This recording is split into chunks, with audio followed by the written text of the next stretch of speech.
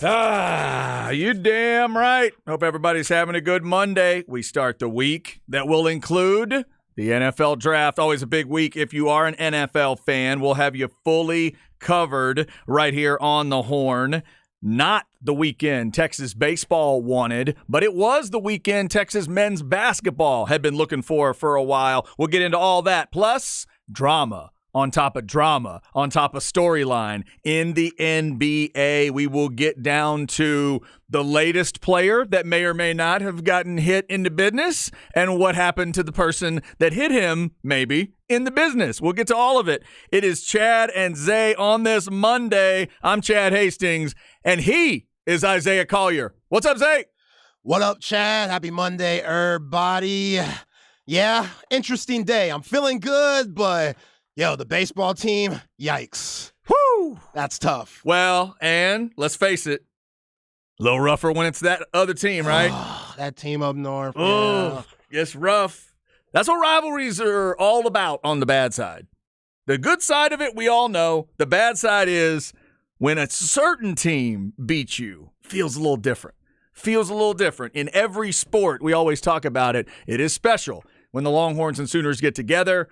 But it is also that thing that it hurts a little more when you're on the business end and the Sooners swept the Longhorns in Austin. It was in Austin, wasn't it? They weren't playing that in Norman. Did we double check that?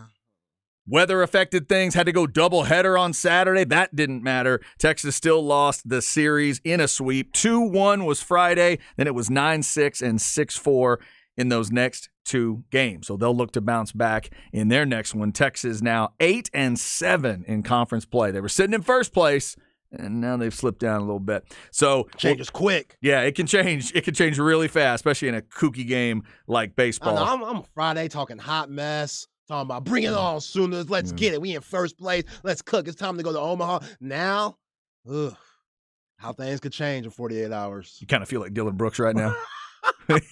Talking a little noise and then feeling a certain other way. Nah, because I don't think he thinks that what he's doing is stupid. So yeah, I don't feel like him. That's probably true. The NBA will definitely get some attention from us today as well. We will start with that Texas basketball stuff. After I mentioned a couple things, I will get you the Taylor Swift review. In the crap bag today, my ears did survive. The high-pitched squeal did not blow my eardrums out. That's good. We'll get you that review at 12:45. Also, just to make sure I stay married, I should make sure I tell everybody it's my wife's birthday today. Oh, beautiful. There are people, my wife doesn't always listen to the show, but I know there are people that know my wife that sometimes listen to the show. And every once in a while, she does peek in to make sure everything's, smooth and I'm where I say I am. I am where I say I am.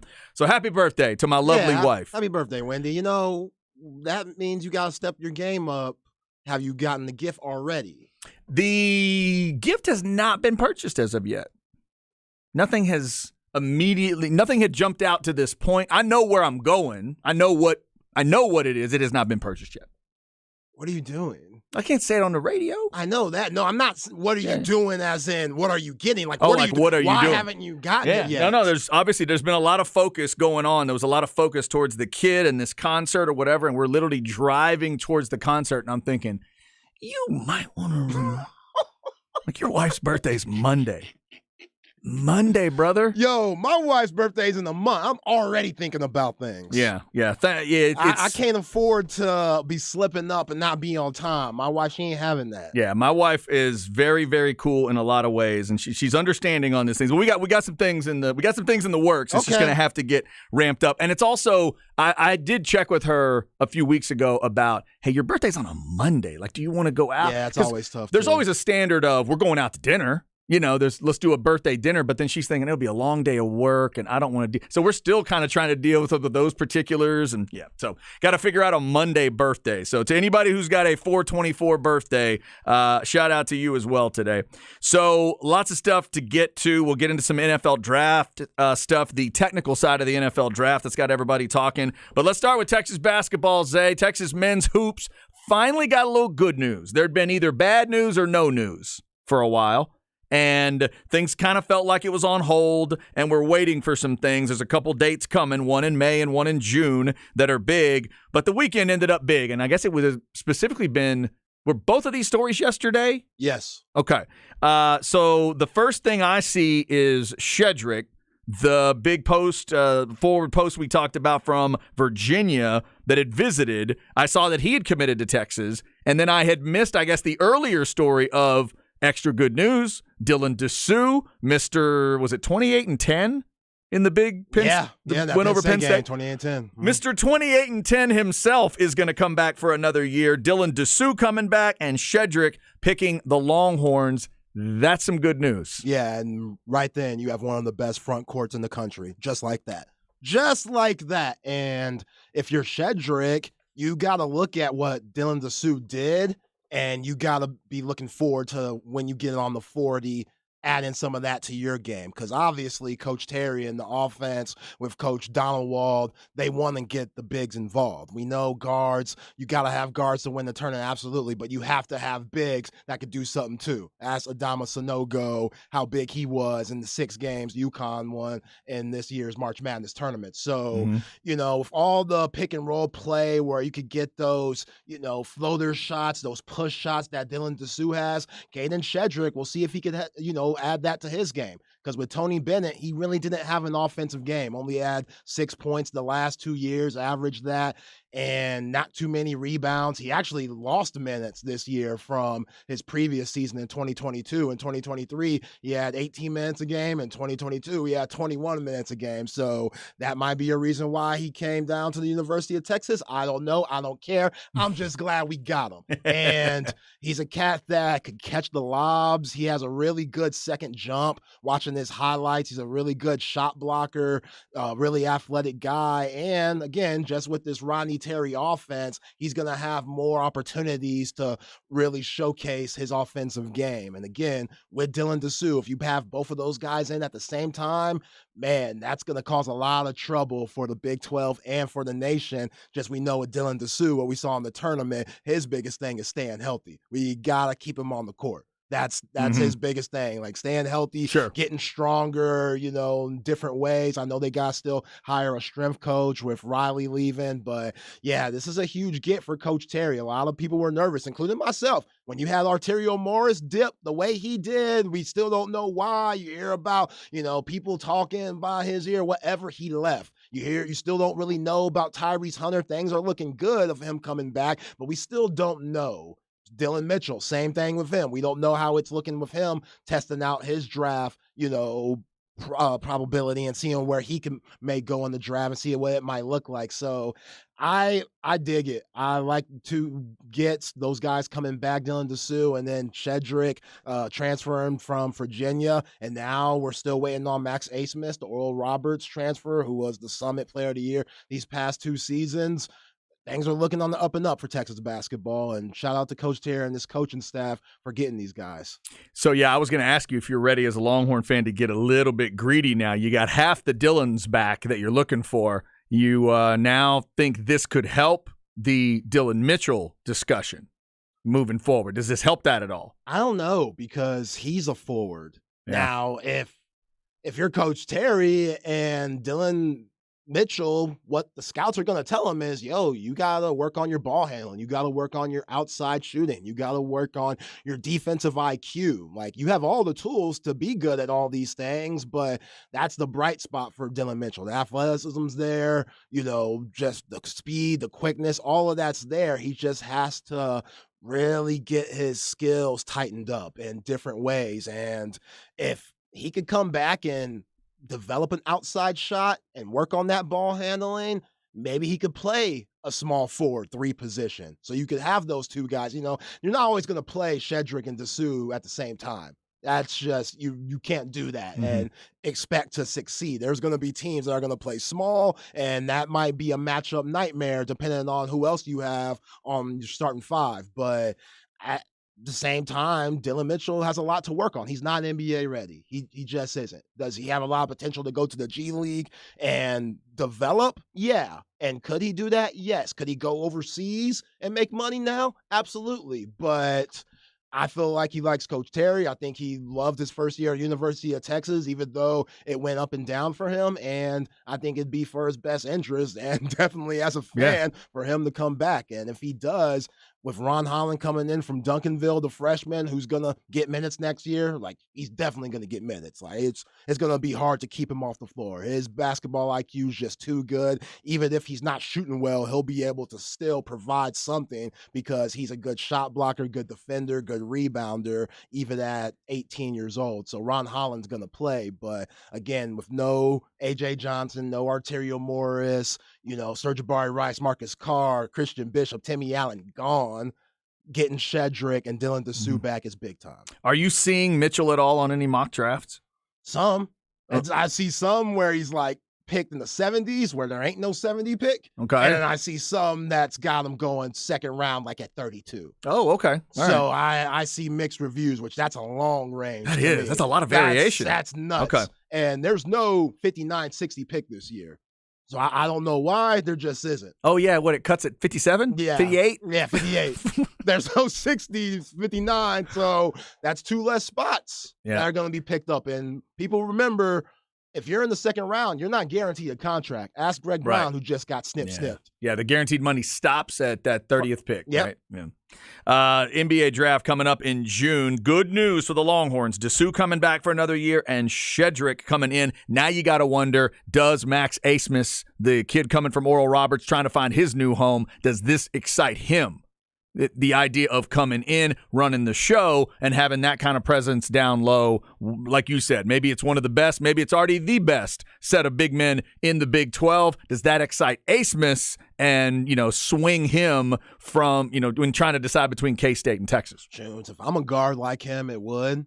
Because Dylan Dessou, we know you could throw the ball to him and he could go get you a bucket. Like, that's huge because now once he starts hitting those jump hooks or those fadeaway jumpers, he's going to start bringing in double teams. Max Abmas, he's the one that brought double teams when he was at Oral Roberts. He never had guys that he could throw it to, and they just caused so much attention to him because Max Abmas was the main guy. You're a Summit player 2 years in a row. You've averaged 22 points for the last 3 years. He was all the main attention. guy. Yeah, you're everything for that ball club. So that could be a lot, especially for a 6-foot guard. So now if he were to come to Texas, he would have bigs that could really help him out offensively and defensively. Like Shedrick, guys, when you get beat defensively, it's really nice to have a security blanket that you're going to run into for guys trying to throw layups and floaters in. Even if guys don't block shots, Shedrick going for those shot contests, that alters a lot of guys' shots, especially on the college level. Like, we're watching the NBA right now, playoffs. It's nuts. The skill level, the difference, it's just crazy how skilled these guys are. So it's tough to make those floaters and layups, especially when you have a really good shot blocker, defensive player like Shedrick. So if I'm Max Abmas, hell yeah, those guys, Dylan Dessou coming back and Shedrick transferring, I would definitely consider that when I'm making my decision out of Kansas State and Texas. We will talk more basketball coming up, hit some NBA coming up at 12:30. Zay was talking about that. A lot going on as Golden State evened up a series, as the Lakers are ahead in the series, and some drama going on there. 2 more games coming tonight, which includes the Lakers. We will get into all that at 12:30. Also, we remind you, we will all week long. We're 3 days away from the NFL draft, and there's a lot of different stories flying around. I would imagine Jalen Carter is really enjoying now. He wasn't enjoying a couple weeks ago, but he's liking it now. The stud defensive tackle from Georgia, he was a part of a little, he was a part of the drama for a little bit, but now it feels like that's all calmed down, and between him and Drew Rosenhaus, they've kind of calmed things down, and top 10 probably seems like where he's going. But Zay, this discussion around C.J. Stroud and the second pick continues, and I think it might be safe now to say that somebody or multiple somebodies want C.J. Stroud to look bad. Don't know who it is, and I'm not sure exactly why, but now that we are to the leaked cognitive test part of this story, I think it's safe to say somebody's trying to cast C.J. Stroud in a bad light. Yeah, it's fishy. It's really fishy because, again, a month ago, said it last week, all we were hearing was either Bryce Young 1, C.J. Stroud 2. C.J. Stroud 1, Bryce Young 2. Yeah. That's all we were hearing. Yep. It was those guys. Like, C.J. Stroud could do no wrong. Then you hear the Brady Quinn, Manning camp stuff. And now you're hearing the S2 cognitive test. Like, what? So this replaces, is this the old Wonderlic test? Is this a new test? I think so. This is like an updated version in a way? Yeah, an updated version separates athletes based on their visual learning, instinctive learning, impulse control, improvisation, while measuring how players process and make split-second decisions. Okay. So when I heard it described, I have not seen anybody taking the S2 test, but when I heard it, I thought, oh, is this some of the stuff Jameis Winston's been doing, standing on yoga stuff. balls with people throwing Right. cards up in the air? But apparently it is like, following a shape for a certain amount of time and different things like that. So this S2 testing, some of the scores supposedly got out, but now we have an updated story literally from the S2 people? Yeah, S2 Gongington dude, he basically said it's take it with a grain of salt. All the leaks that are coming out, because some are false and whatever. And when you say take it with a grain of salt, that means some are true, but some are a little fishy. And I don't know if the NFL is looking at him like, yo, with these leak tests, we need to save our butts. You need to say this. Right, but can I get him to be a little clearer than that? Either say it's all garbage or we're sorry this got leaked. Right. But And we'll have the audio. I'll have the audio ready for us around 2 when we break it down a little bit more. why wouldn't you try to wipe it all away? I don't want to dog out the guys that might have gotten 90-somethings, but why wouldn't you just say, look, this leak is crazy. You know how things can get. You need to disregard it all. Because I think some is true. Oh, I think some is true where he can't say that because that will lose his credibility. Yeah. Like now I feel like the NFL's putting them in the corner like, yo, this ain't good that this stuff's getting leaked. This ain't good at all. Because Will Levis and that other quarterback from, what's that guy's name? The lesser-known quarterback in this group. He's from is it Fresno State? Yeah, I don't even know how to pronounce his name. Lerner, Sterner, Werner. Harner, Honer, Hae, something like that. Yeah. Hainer. I can't remember which school he went to, but That's Fresno State. It is Fresno State. Okay. State. And he got like a 95 or something, right? 96. My Ace bad. that thing. My bad. 96. Yeah, Bryce Young, basically perfect. 98. Oh, look at this. So CJ Stroud, 18, though? See, that's the thing. If you're gonna if we're leaking fake numbers, there's no reason to put 18 out there. Like, why wouldn't you push that up a little bit? It's like the SAT. I think he got that for just putting his name down. If you're right. Come on. Do I get 10 just for walking in and that's a triangle? Okay, 10 points. 10 points. That's good. I don't know how all that is going to work, but it is wild that it would be that separated where it had always felt like Stroud and Young were so close in people's minds. To where people were saying to the Texans, whoever you get it to is great. It don't matter. You're fine. 1A, 1B, no big deal. And then all of a sudden, a couple weeks ago, the separation really started to happen, and Vegas jumped in with those odds changing so much. And then all these little stories come in, and now you've got this cognition test thing going on. It is a wild time. 3 days away from the draft. What will DeMeco Ryans and the Texans do at 2? And is it based off of some of this stuff? Or has it been created in a way by some of this stuff, and the Texans may use a lot of this weird leaked information or stories or critiques? Will they use it to explain why they took a defensive guy? You're hearing rumors about them not liking CJ Stroud because him and Deshaun Watson share the same agent. You're now hearing the S2 test becoming the issue and being leaked to where CJ Stroud's percentage, like I can't even fathom. That's one of the worst percentages I've ever seen. Like that, it seems bogus. And now we talked about somebody on Specs text line. You remember when they said Ryan Day should be taking offense to this and be protecting his quarterback? He finally said something. He's surprised by the report of Stroud's test. Yeah, he's shocked. Like, and if you are that agent of CJ Stroud, have we heard anything from? If you knew your guy didn't have an 18, wouldn't you let everybody know that? Hey, let's be very clear. Leaked scores are weird. Let me assure you, my client did not get an 18. Let me assure you of that. The lowest out of any quarterback in the draft. If you knew that was a fact, would you go then and say, come on now, this leak stuff is wacky. Let me just. So, yeah, because then if you do that, are you calling into question, the info itself? Are you calling into question the test? I mean, there's a lot of different angles there. But if I knew my guy didn't get an 18, I might tell everybody that. But is this CJ Stroud's way of going, John Elway, Eli Manning, I don't want to play for the Texans, So instead of me just flat out saying I don't want to play for the Texans because people will call me an a-hole and say, oh, this guy, who does he think he is? I'm going to do it this way and just use this S2 test as maybe getting the Texans' mind, who are already second-guessing things, just keep them second-guessing even more. Like, we don't know. There's so many, you know what I'm saying? Like, Eli just straight up said, I ain't going to San Diego. I see. This ain't happening. So basically you pick up the phones like, yes, can I have the Houston Texans, please?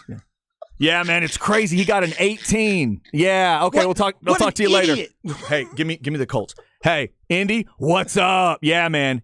88. Did you see that? It was an 88 on the test. He was incredible. I mean, is that what's going on? It's weird. Somebody texted, C.J. Stroud threw the ball better to every part of the field than every quarterback in the class. I don't care how good he is at the whack-a-mole test.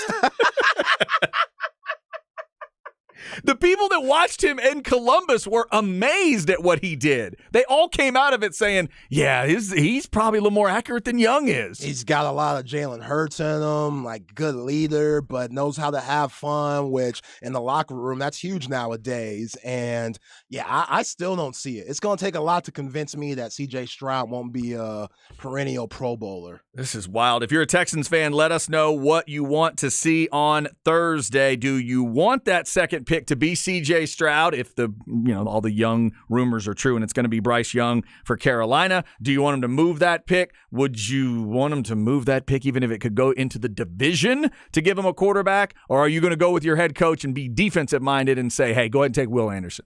Just forget about everything else. Take Will Anderson. You can figure out quarterback later on. Let us know what you're thinking. Specs text line 337-3776. The S2 cognition test is the latest thing to either clear up or cloud up this number 2 pick in the C.J. Stroud discussion. We'll continue to keep our eyes on that. We've got our really cool draft night event coming up at Pluckers. We'll be letting you know more about that as the week goes on. Go to hornfm.com if you want to find all that info. We got Joe Cook of Inside Texas coming up at 1:05. He's a Texans fan. We'll ask him what he wants to see happen on Thursday. Plus, what in the world did happen to that Texas baseball team over the weekend? Got swept by Oklahoma. We'll get Joe's thoughts on that and talk some other stuff Longhorn-wise with him. The good news out of basketball with the two guys coming in to help that front court out for Texas men's hoops. Up next, let's go to the pro side of hoops in the NBA. Golden State gets a couple wins and evens up a series, and the Lakers got a win.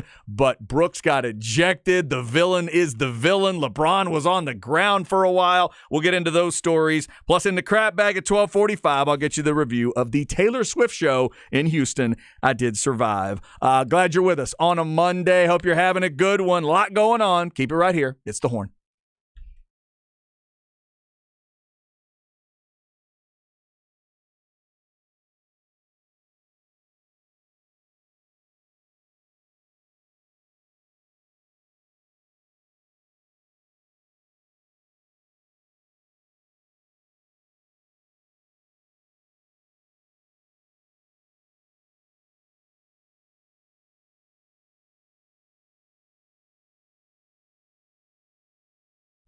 This is Chad. Let's talk sinus and snoring specialist. Another one of those weekends where doing a little bit of traveling in a hotel, and when you're having to sleep in a room with people you don't normally sleep in a room with, you want to make sure you're not bothering them, they're not bothering you. Thankfully, my 16-year-old doesn't snore a lot, but I used to. And thankfully now I'm not bothering her anymore because of sinus and snoring specialist Dr. Slaughter and his crew. Over 20 years of experience in offering the very latest in ear, nose, and throat technology. He's double board certified, so he's got surgical and non-surgical options. So when I go to sleep now in a hotel, in my own bed, wherever I am, I go to bed, I pop in the old dental device, the sleep device that I've got, made by Dr. Eckert. Shout out to him as well. That was at the very end of the process to get those numbers dialed up even more, and I don't have to worry about that sleep apnea anymore. It was moderate obstructed sleep apnea for me. Plus, I had allergy issues that a lot of people deal with. They were able to get rid of those allergies for good as well. Get on in there, call and set up your appointment today. Tell them you heard about it here on The Horn. 512-601-0303 or go to sinussnoringent.com. It's sinus and snoring specialists. Feel clear, rested, and healthy.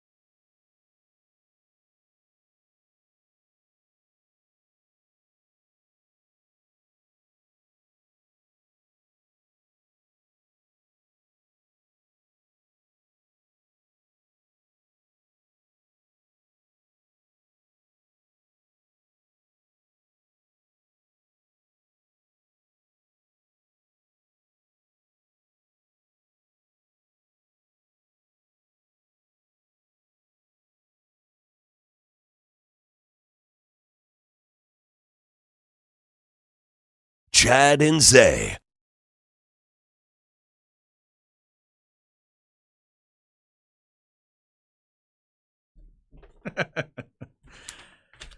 Oh, my God. All right, so this is the perfect way to get me to miss a song because you're going to the 90s and stuff I was not listening to. So much to do, so much to see. This is the Hey Now You're a Rock Star song? Yeah. Is that right? It's a hit.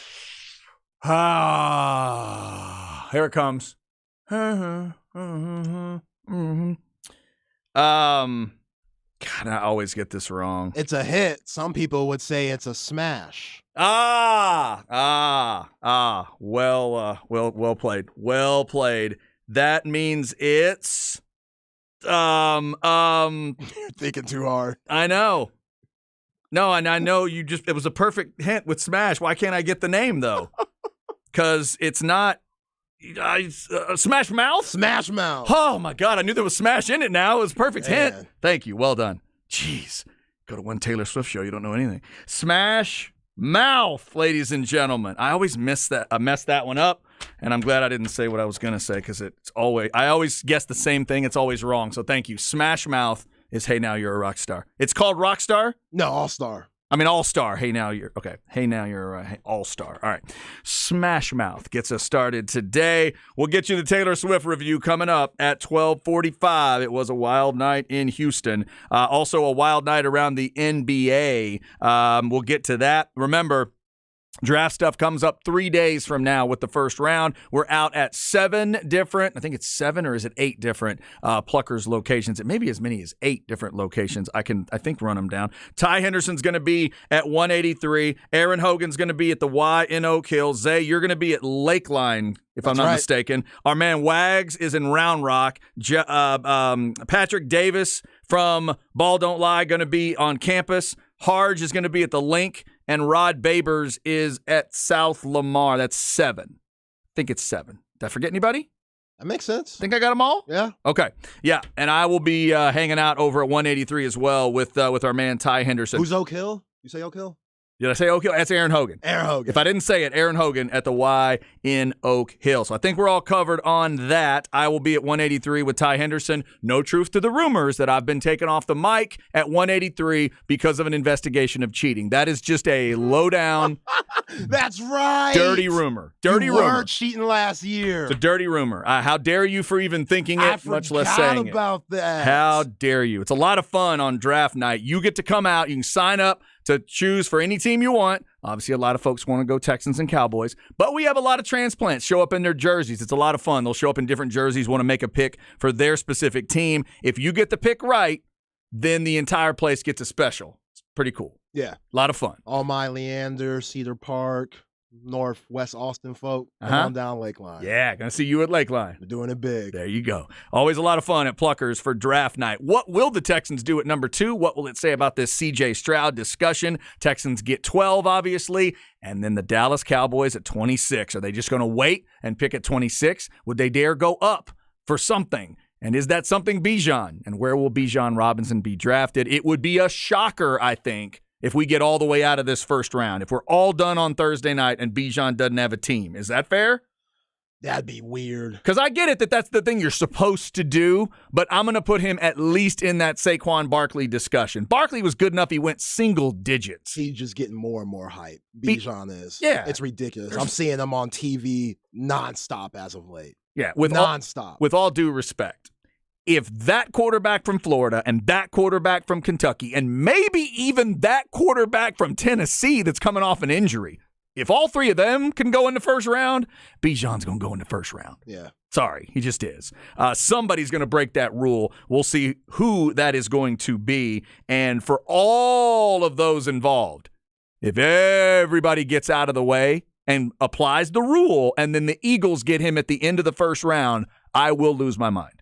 Just I'm letting everybody know I'm going to lose my mind on Thursday if that happens as a Cowboys fan. All right, let's get into a little NBA talk. Zay, wild and crazy stuff in the NBA. Where do we start? You want to start with Golden State evening things up? You want to start with LeBron's crotch? Where do we go? Yeah, let's start with Golden State and what we saw last night because in Game 3, no Draymond Green, got kicked out because of Game 2, stomping on Sabonis. Okay.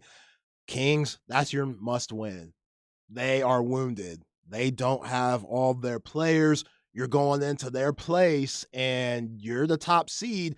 That's a must win when you're trying to beat this championship team, because now after last night, it's 2-2, and the Dubs have all the momentum. And shout out to Draymond Green for what he did in game 2. He completely changed that whole narrative on this series with how he approached game 4 and letting Steve Kerr know, as a leader does, you got to do what's best for the team. Letting Steve Kerr know, yo, Steve, I'm good coming off the bench. Steve Kerr said, are you sure you want to do that? Are you okay with that? The report was it was his idea. Yeah, it was his idea. He suggested it. Yeah, Steve Kerr was shocked. I heard Draymond on his podcast. You know he's going to talk about it. Oh, of course. He talked about it. He said, yeah, Steve was shocked. And Steve said, what about basically your feelings? And Draymond looked at him and said, F my feelings. What?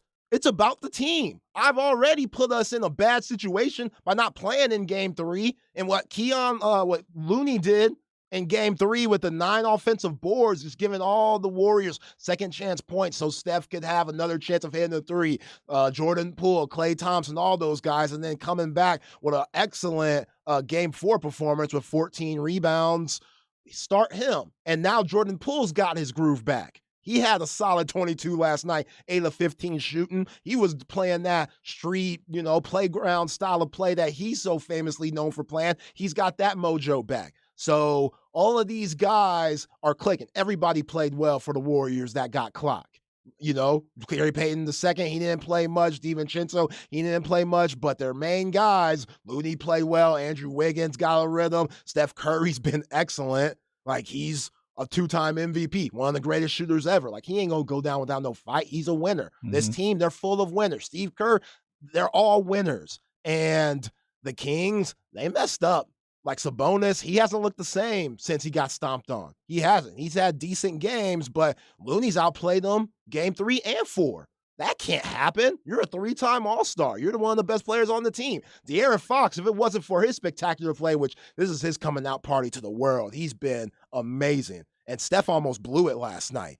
He really did. Calling that timeout, Chris Webber style. C. Wells probably somewhere saying, I seen that before. Yeah. Well, almost blew it. The only difference, of course, is the technological difference. They challenged something and lost it. So that's what took the last timeout away. Steve Kerr tried to take the blame by saying, man, I should have realized that and said it to my team. I didn't say it out loud to my team. Steph admitted, yeah, man, when we challenged it, I didn't realize that we lost. When we lost that challenge, it didn't register with me. But he still blamed himself. He said, I can't do that. He goes, I thought I was brilliant at that moment when I turned and signaled that timeout. And he goes, then I look at my bench and everybody's shaking their head like, no, Steph, no, man. So, but then in the end, back to Draymond Green, his defense on that last play, making sure Fox doesn't take that last shot and saying, you know what, if my former teammate, Mr. Barnes, is going to hit this shot, I'll have to eat it, but I'm not letting Fox be the guy. That was a great move for Golden State. He had 3 defensive possessions last night that showed why he's a Hall of Famer, one of the best defenders of all time. Say what you want about him. I know he's a loon. I know he's a nut. Yep. I know he's all these things. Absolutely.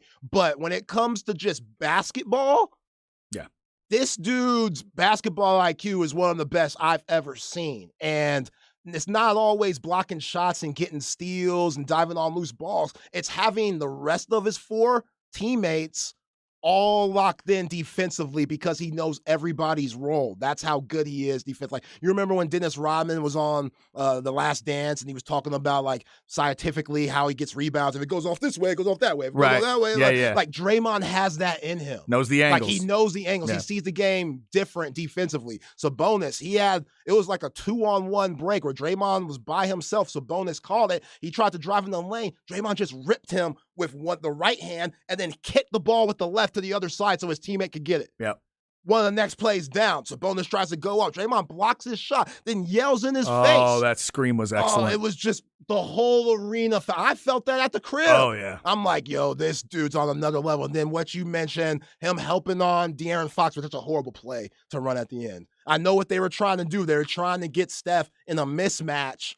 But if Draymond Green's already guarding De'Aaron Fox, he knows he's going to help Steph. You're going to live if Harrison Barnes shoot. If Harrison Barnes hits the shot, right, you have to.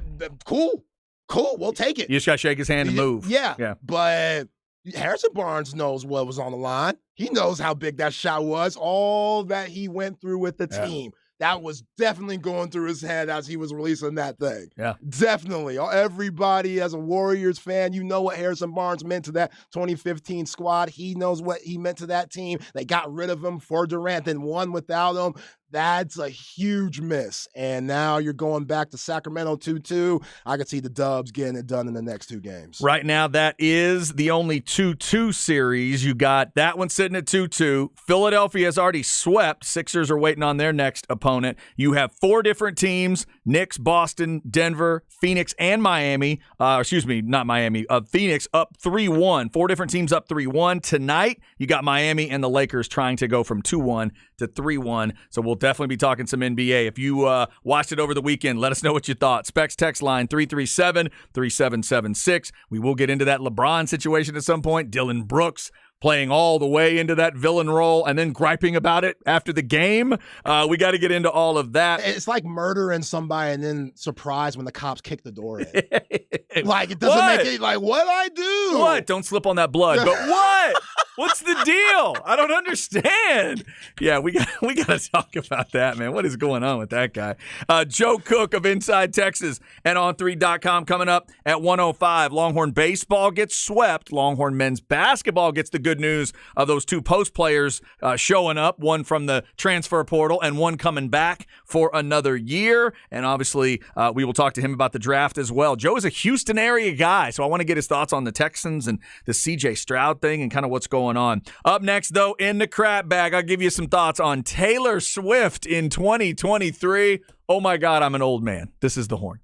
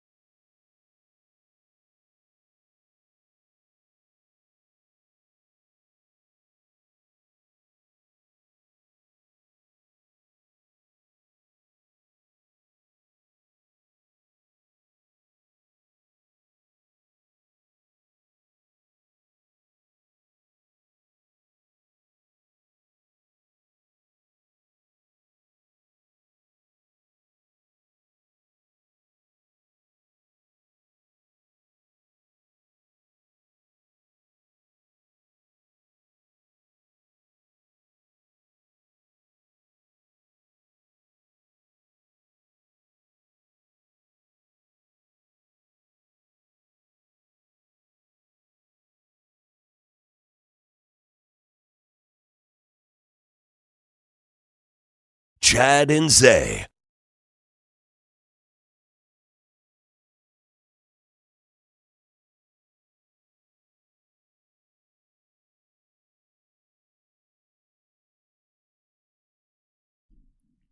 Oh, we got a hell of a story going on here.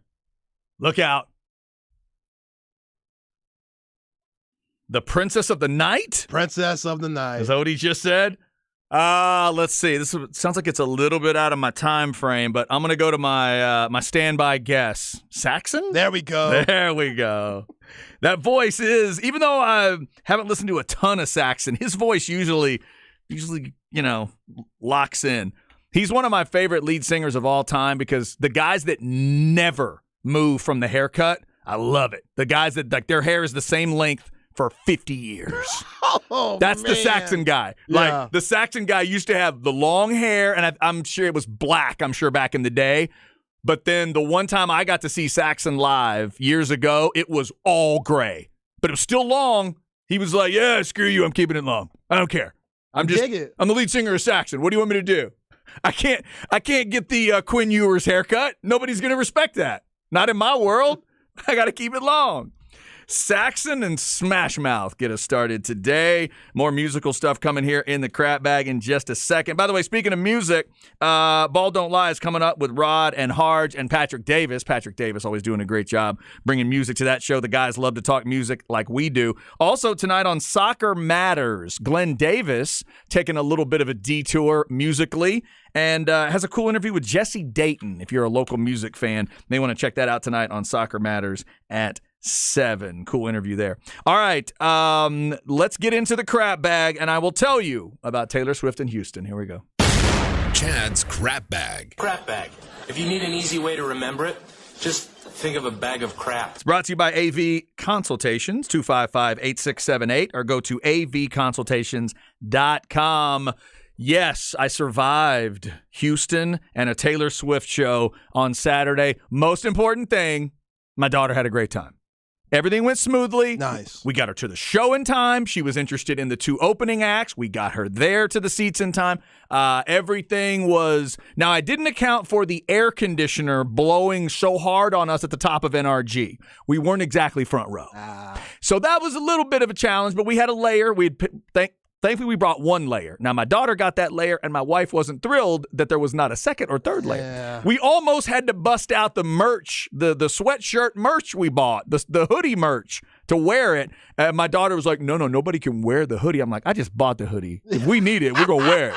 So you need to stop. Anyway, no, but she had a great time and thoroughly loved the show. I got everything I wanted out of that show in terms of her experience, but I also, Zay, just wanted to see it. And this is my first just mega pop show that wasn't rock-oriented or kind of metal-oriented. Because I've seen big shows from, but it's always been a band. It's been the Stones. It's been Kiss. It's been, Judas Priest or Iron Maiden or, well, that stuff I was into. Def Leppard, Bon Jovi, whatever. You saw Jay-Z, though, live, right? I did see Jay-Z. Yeah. Now, that wasn't when I was a teenager, though. Okay. That was a little later on, and I have seen Jay-Z. And that is a decent argument. That was, you can tell me if that wasn't the height to me, though. That was Blueprint 3, Jay-Z. Oh, yeah, like 2011. That's not the peak. No. Right? So I feel like I'm seeing this artist as they are top of their game. So 62,000 plus. Wow. At NRG. I heard she goes 3 hours, too. How long was it? I timed her because I'm a nerd. I time every show. I had her at 3:10. Oh, Taylor. Zay, I had her at 3:10. Went on basically at 7:55, off at 11:10. Wow. That's impressive. And I'm going to tell you what. Talk about stamina. They stayed with her every step of the way. The fans. I've been to enough shows to watch even diehard fans sit down, murmur, and go to the bathroom. I watched it happen tons. This is one of our new songs. I've heard it and seen it so many times. And I'm not telling you that old folks didn't sit down. The moms weren't sitting down sometimes. But my daughter and those teenage fans that were locked in, they stayed with her for 3 hours and 10 minutes. When she sang the 10-minute version of a song that used to be shorter, that she made 10 minutes, they wanted it. They wanted every bit of the 10 minutes. And if she'd tried to sing the 6-minute version, they'd have been pissed. They wanted the 10 minutes. It was crazy. They were with her every step of the way. It's one of my favorite shows now for the artist wants to do it their way, the fans want it their way, and it actually came together in one moment. It was pretty magic to watch, where I'm like, wow, they're all into this. She wants to be here for 3 hours and 10 minutes, and they want her to be here for 5. Right. Okay. And, well, it was a well-put-together show. Visually incredible. What they can do with the stages and stuff now is amazing. And Zay, this is the first time I've been to a show where you get the wristband that's got the lights on it. Oh, man. Have you you- really went pop. Dude, I've never been to a show like they weren't doing this in metal back in the day. No, Motley Crue didn't get down with that. By the way, if you're going, because back in the day, the last thing they want to do if you're headed to an Ozzy show is give you something walking in that you could beat someone with or poke someone in the eye with, right? Right. So we go in, wear those wristbands, and the stuff they can do with those lights and the colors, it was incredible. 3 hours and 10 minutes, over 40 songs. Now, she does have to trim some of them down. Yeah, you got to. But over 40 songs, between 40 and 45 songs performed. And they were singing all of them, huh? Oh, and my daughter knew every lyric. My wife and I are kind of looking, we were on either side of her. We were kind of looking, I'd look behind. We were looking at each other like, man, every word. Taylor would start and say 2 words of a song, and she is already screaming what it is. Sometimes she'd lean over and tell me. Sometimes she was just screaming. Yeah. So it was great. It was cool. NRG, first time I'd ever been to a really big time show there. The only other one I saw was like Kiss at the Rodeo. That doesn't count. Those rodeo shows are freaky to me anyway, especially in a big venue. But it was cool, man. She filled the thing. Here's how much of a connection she's got with these people, and I'm sorry to my daughter for telling this story because she was slightly embarrassed, but it was awesome. Somewhere in the middle of this show, Taylor Swift is out kind of at the edge of the stage, right? Sort of on our end. Taylor Swift smiles at some random fan in the stands and waves. My kid waved back. Stop it. I was like, wait, huh? All the way up in the nosebleeds? She waved back. But you know what? I thought to myself, okay, Chad, be honest. That night when Mick Jagger came over to your side of the stage and said, hey, how's everyone doing over here? What did you do? I screamed back at him. You gotta participate. What's up, Mick? You gotta I love participate, baby. yeah. I lost my head. Just like she that's did. funny. It was great. She waved back at Taylor Swift. It was unreal. How are the outfits? Was she changing a lot? I feel like she has to. 3 hours, that's a long time. You got to start changing stuff She up. was definitely changing outfits. She's got 10 albums. It's called the Eras Tour, and each era is basically an album. So I would bet she probably wore 10 different outfits, and they changed it real quick. They didn't break for a drum solo, guitar solo, anything like that. All they broke for was the little transitions of stage stuff and her changing, and then she'd get back up there. I read an article in the Houston Chronicle breaking it down. She got comparisons to Madonna, Beyonce, and somebody else. Maybe Shania or Cher got mentioned in there. But that's kind of the world she's in now. There aren't many artists right now that could pull off what she is pulling off. Beyonce immediately came to my mind. I was thinking, who else could do this? What other female could do this? Because there's just something about it. I'm not trying to dog male artists. It's just a male artist would not have presented that exact thing. Yeah. So I'm just trying to think. Female artists with a female crowd of teenagers that would be, I thought of Beyonce. I thought of Lizzo. But Lizzo's kind of on the way up right now. Lizzo ain't where she at. I don't know if Lizzo might have 2 albums, 3. Right. Lizzo tops. can't go 62,000 right now. No. And that's 3 in a row. 3 nights in a row, nobody else has done that at NRG, except now Taylor Swift. So I give her respect. It was a hell of a show. And I dig some of the Taylor. I'm not a super fan, but I dig some of the early stuff. My daughters made me listen to everything from each album. You know, I'm a nerd. I'm a snob. So I was familiar with a lot of what I heard. And I wanted to hear some of the more evil, nasty. I like the Taylor as a bad guy songs. So I wanted a little more of that. Like when she's going after the exes and Absolutely. stuff. Yeah. I got some of that I wanted. And then some of the big pop hits that I just don't hear a lot of songs like that performed live. It's cool to hear, and congrats to all those young ladies mainly, but young kids in that crowd. You didn't scream loud enough where I was distracted. You screamed where you were supposed to. You shut up when you needed to. I basically heard everything Taylor said, so well done. You know, I'd become a Taylor fan, and I'd probably listen to her music more if she said the exes' names on stuff. If she told like you. if she came out and you know what song, like you hear the song where she's talking about John Mayer, and you said, if you hate John Mayer, then say a hell yeah, like Stone Cold style. Cutting promos on people. You hate Now- John Mayer, say a hell yeah, and Now- everybody gets into it. I'd be with Taylor then. Now, to be fair, I don't know that she does. She doesn't do it on all of them, and she certainly doesn't do it that way. There is literally a song called "Dear John," though, and Okay. supposedly it's about John Mayer. There we go. She got That's that a start. She at least got that clear one time. That's a start. But yes, she doesn't really go into that stuff where it's like, so anybody ever dated an actor? And then she doesn't do that. I wish she would, though. I'm with you. I want her to get a little. Anyone ever dated a D-bag actor? I don't mind the catty version. It's just it's the path she's chosen, and she's real honest. I think sometimes about what she is, and she's done a lot of that autobiographical stuff. And only a little bit of the other stuff. Most musicians go the other way. Most musicians make up a lot of stuff and then do a little bit of autobiographical. Right. Taylor just opens that book up and says, here we go. It was a lot of fun, and I hope everybody got to and from safely. I'm sure a lot of you may have ended up taking daughters, sisters, brothers, sons, whoever wanted to go. I saw a lot of cool pictures. So to all those girl dads out there that took your daughters to see Taylor Swift, I hope you had a good time. Did you post anything? I haven't seen your pics yet. What's up? I have not. I didn't personally post anything because that's you not slipping. It's not what I do at concerts. But my wife posted something, and the Horn retweeted. I think. Okay, let me go check that out. I think there was a couple things. If you need a picture or two, I can get it for you. The sparkly shoes went off pretty well. Sparkly shoes were any good. compliments? Any murmurs like the Harry Styles concert? No, we didn't get as many compliments because it wasn't as loud an outfit. I got the shoe got the shoe compliments, and I didn't see one other person wearing my Caddy Taylor T-shirt about Jake Gyllenhaal. So I felt like I was special. Nice. Nobody else was wearing my shirt. Look at you. I was alone in that. What was the man to woman ratio? Whew. I know we gotta get to break, but I just need to know a couple more things. I mean, just I would guess 9-1 easy. Ooh. I'll put it this way. I walked into a bathroom, used it, walked out, and then realized it had been changed from a men's room to a women's room, and I didn't realize it. They did that on multiple bathrooms on our level and around the stadium. So you had to hunt. Yep. Once I realized that, the next time I had to go, yes, I had to go. They would take, say, out of like 4 bathrooms, 4 men's rooms along a mezzanine, they took 2 of them and made them women's rooms. That's pretty genius. Yep. That's pretty smart. Because they knew the numbers. Yeah. They knew the math. And let me just say, when I walked into that bathroom, I got to choose whichever urinal I wanted.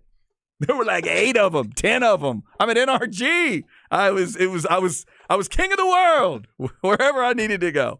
All right, coming up, we'll talk to a guy who knows NRG pretty well. He's been there a few times. Joe Cook, Inside Texas, on3.com. What does he want the Texans to do on Thursday? And we'll talk the good and bad of the Longhorns. Good for the men's basketball team, getting those post players that they're looking for in a couple different ways. And bad, the baseball team getting swept by OU. We'll get Joe Cook's thoughts on all of it coming up on The Horn.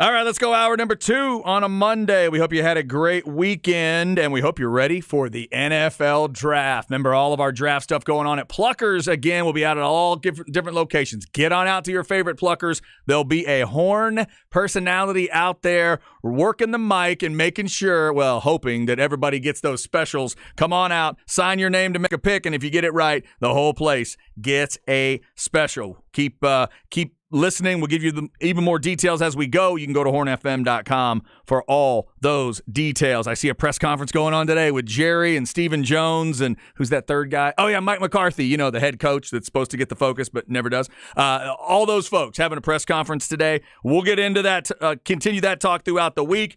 Chad and Zay on a Monday. I'm Chad Hastings. He is Isaiah Collier. And we told you right at the start of the show, some good news for the Texas men's basketball team, but not so good news at all for that baseball team over the weekend. Let's get you some Longhorn stuff and a Houston question or two for our guy, Joe Cook. Let's go to the Vaqueros Cafe Cantina hotline. We do it every Monday. Joe Cook, Inside Texas, on3.com. Joe, how are you? Doing great, guys. Thanks for having me on. Man, thank you so much for the time. Let's get the bad out of the way. We'll work our way towards the good. Never good to get swept. Obviously, you don't want the Oklahoma to ever sweep you in anything if you're the Longhorns. What would you tell a Texas baseball fan today? Well, the sun's up. Texas that's a really, really tough loss. That whole weekend was really, really bad. And David Pierce said as much. He said it was one of the worst.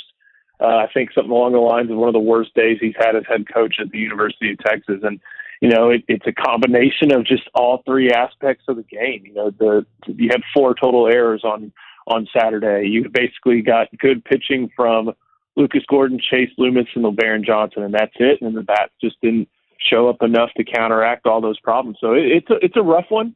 You drop out of the top 25. You drop out of first place in the Big 12, and now you're in a little bit more of an uphill battle with that. But I don't think that this is like the death knell of the season, nothing close to it. It may have put a big dent in their hosting capabilities, but even with that in mind, they still have 9 more conference games to go. And while the warning signs, or at least the indicators as it pertains to the bullpen, have been really, really poor, it seemed more like it was a little bit one-off for the defense. It seemed like it was a little bit trending poorly for the bats, but not as bad as that bullpen pitching. And I think that's kind of been just that's one of the biggest battles in college baseball right now. You have bullpen pitchers. You're not going to get a mega star out of the transfer portal for the most part who's a bullpen pitcher. You have to develop those guys. Granted, I will say Texas bullpen guys, a lot of them are portal guys and were even at their previous stop. Still, that means you got to develop them, and that just hadn't happened at the rate quick enough across the board for David Pierce to have a ton of circle of trust arms in that bullpen. Yeah, Joe, Coach Pierce, you could tell how upset he was and talking about it just being embarrassing. We know what this program means and what it means to college baseball. And losing to your rival that way obviously leaves a sour taste in your mouth. But like you said, there's a lot more games to be played. What adjustments do you think Coach Pierce needs to make from now to when it's time for postseason baseball to start? Well, the adjustment is to get, increase that circle of trust in the bullpen. I think he can feel pretty confident that, and honestly, even in the starting rotation, Zane Morehouse is just not the same pitcher that he may have been to start the year or the one we saw in College Station. Travis Staley has his ups and downs. I think we've seen enough from LeBaron Johnson, especially in extended situations, to where he may be a guy that Pierce has to throw out there as a starter just because he's going to be able to eat through a lineup a handful of times and most likely have it so the bullpen doesn't have to face as many guys. I do wonder what happens with guys like Charlie Hurley, even Heston Toll and David Shaw. But when, the possibility for, having a shutout inning or, a guy throw a third of an inning and give up 2 runs kind of varies outing to outing. It's really tough to handle. So, he said changes were on the table. Part of me, I always kind of warn against the idea of change for change's sake, because I think if you're doing that, then you've just exhausted all options. I don't think that's what's going to happen. But I think they just need to figure out a way to get these stuffed pitchers who to throw over the plate a little bit more and, trust what had been a good defense, trust a pretty expansive Disch Falk field to help you out in some respect. And just, try to go back to what was working when you had a 15-game win streak and you were able to just put everything together, all three phases, none truly excellent, but all good enough, and try to keep that going, especially as you're going to play a pretty, a lower quality team in Texas Southern this Tuesday. Then you head to TCU, who hasn't been tearing it up. The Big 12 itself hasn't been tearing up the baseball, the Diamonds that much this year. So opportunity still exists, but this past weekend definitely a tough pill to swallow, and one that I think rightfully so makes David Pierce wonder where he looks to and when it comes to finding reliable pitching. Talking with Joe Cook, Inside Texas, on3.com. Check on Twitter at JosephCook89. All right, Joe, let's get on to the good news for Texas men's hoops, especially if you're a fan of the front court. Dylan Disu announcing that he will be back next season, and then Texas does end up getting Caden Shedrick out of the transfer portal, the big dog from Virginia. Tell me about the moves and how much momentum this is for Rodney Terry.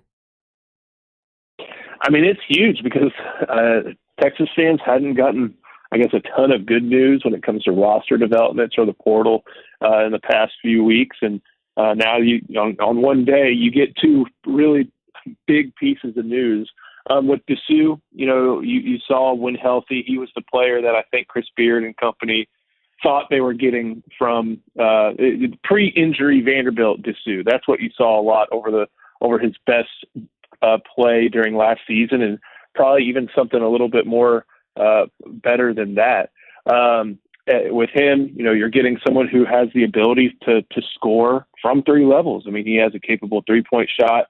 He was a master in the mid-range, and he had a pretty good back-to-the-basket game that, probably wasn't utilized as much just because they had guards who could get their own shot. So definitely a key offensive centerpiece, I think, for next year. I know a lot of people I've seen mentioned potential All-American candidate. Now, I think that's the top end, but I don't think that's what you bank on. I think you can bank on him being first team All Big 12 next year, just because, if he's going to continue to play like he did at the end of the year with that much usage and that many minutes and opportunities, that's the type of player that he was. Caden Shedrick, Texas has basically since Shaka Smart left, and they haven't had the same, I guess, caliber of big, or maybe not the same size, I guess to say. When you had Jackson Hayes, Mo Bamba, and even Kai Jones and Jericho Sims, you had these big dudes who could either get up with their size, their reach, or their height. And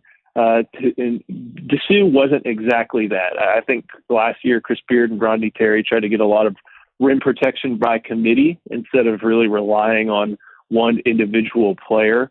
That was kind of one of the preseason holes on last year's team. And now with Shedrick, you definitely have someone who is going to be able to play the post and play defense on it real well. Coming from Virginia, Tony Bennett program where the first requirement is to play defense and the second requirement is to play defense.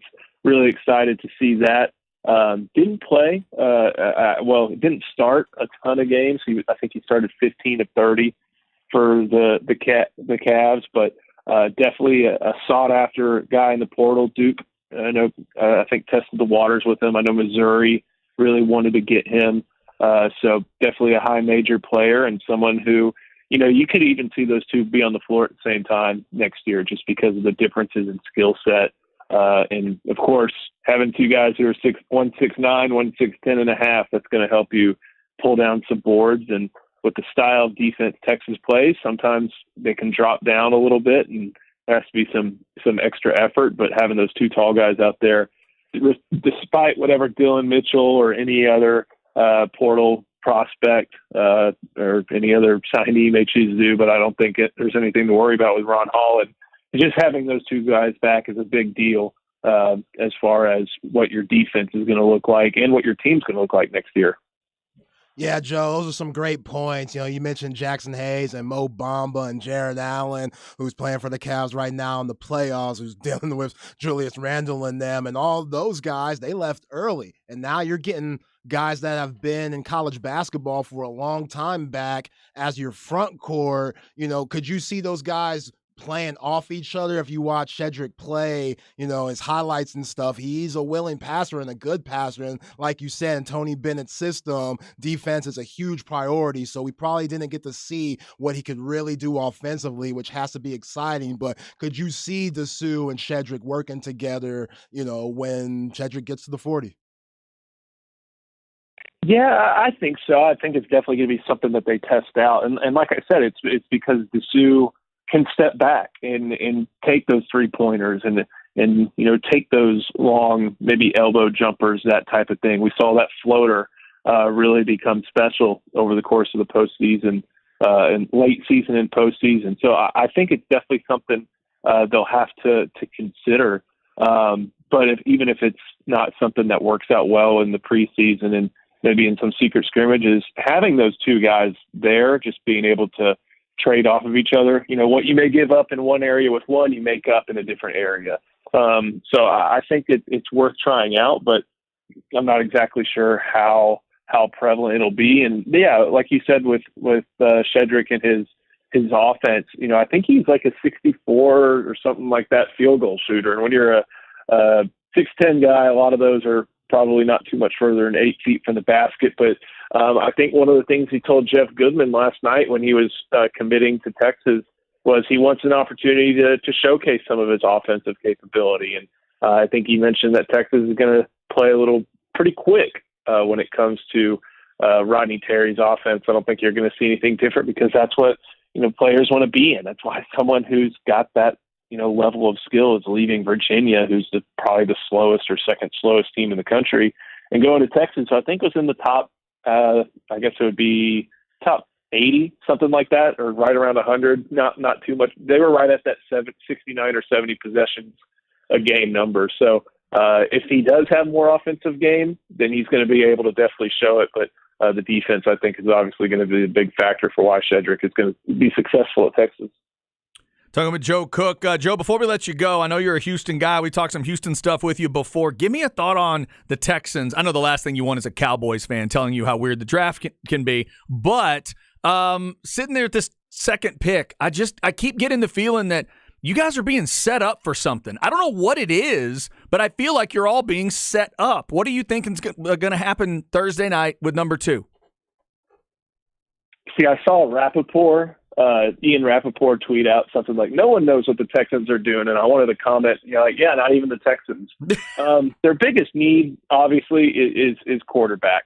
And if for some reason, I think the signs are pointing to Carolina taking Bryce Young.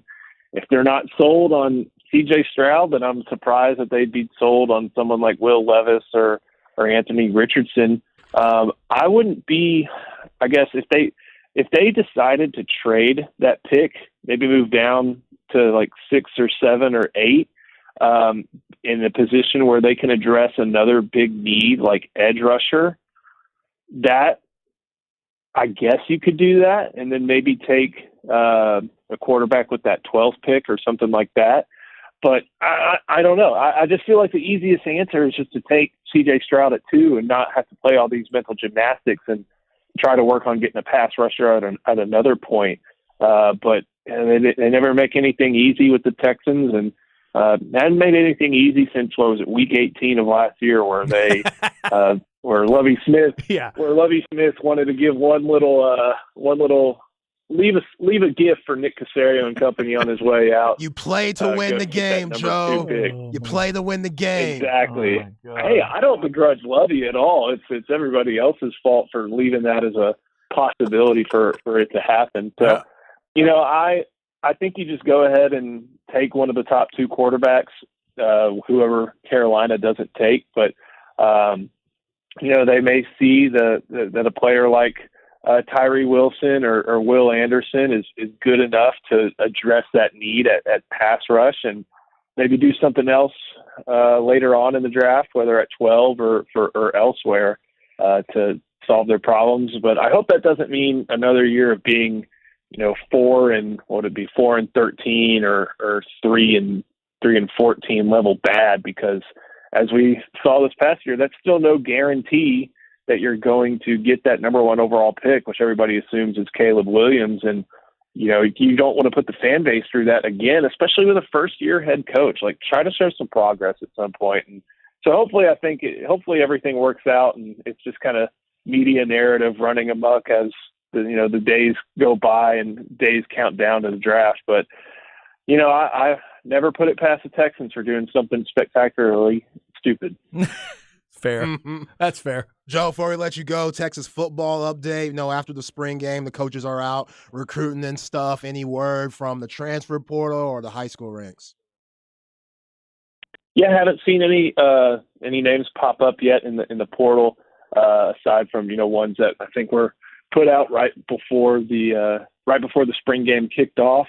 I don't think they need to clear any room on the roster. And again, that's not a problem until I think August. I think that's when they have to get to 85, and I think right now they are right at 85. But those discussions are ongoing for college football. The portal closes on the 30th. I don't know if y'all have kept track, but there have been a whole herd of Buffaloes jump into the portal over the past couple games after Coach Prime sold out that stadium. So it's one of those things that you still have to monitor until April 30th. But as far as high school coaches or college coaches are out on the road seeing high school players. Steve Sarkisian, I think, will be in Houston this week at the Touchdown Club of Houston, and we'll be there to see what he has to say to a group of Longhorn fans gathered in the town. So should be good. We'll have stuff on Inside Texas there, and should be good to hear Coach Sark go into a little bit more detail about what he learned from the spring, more than what we just saw in the post-game press conference and even on Longhorn Network. Very cool. That's Joe Cook, Inside Texas, on3.com. Check him out on Twitter, at JosephCook89. Joe, always appreciate the time, man. Have a great week. Absolutely. Thank you, guys. Thanks, Joe. Good stuff there. And back to that Houston comment. Zay, as he's talking, I see a graphic hit the screen on ESPN. Caesars Sportsbook. The favorites for the second pick in the draft. Levis, then Tyree Wilson, then Will Anderson, and then C.J. Stroud fourth, according to Caesars Sportsbook.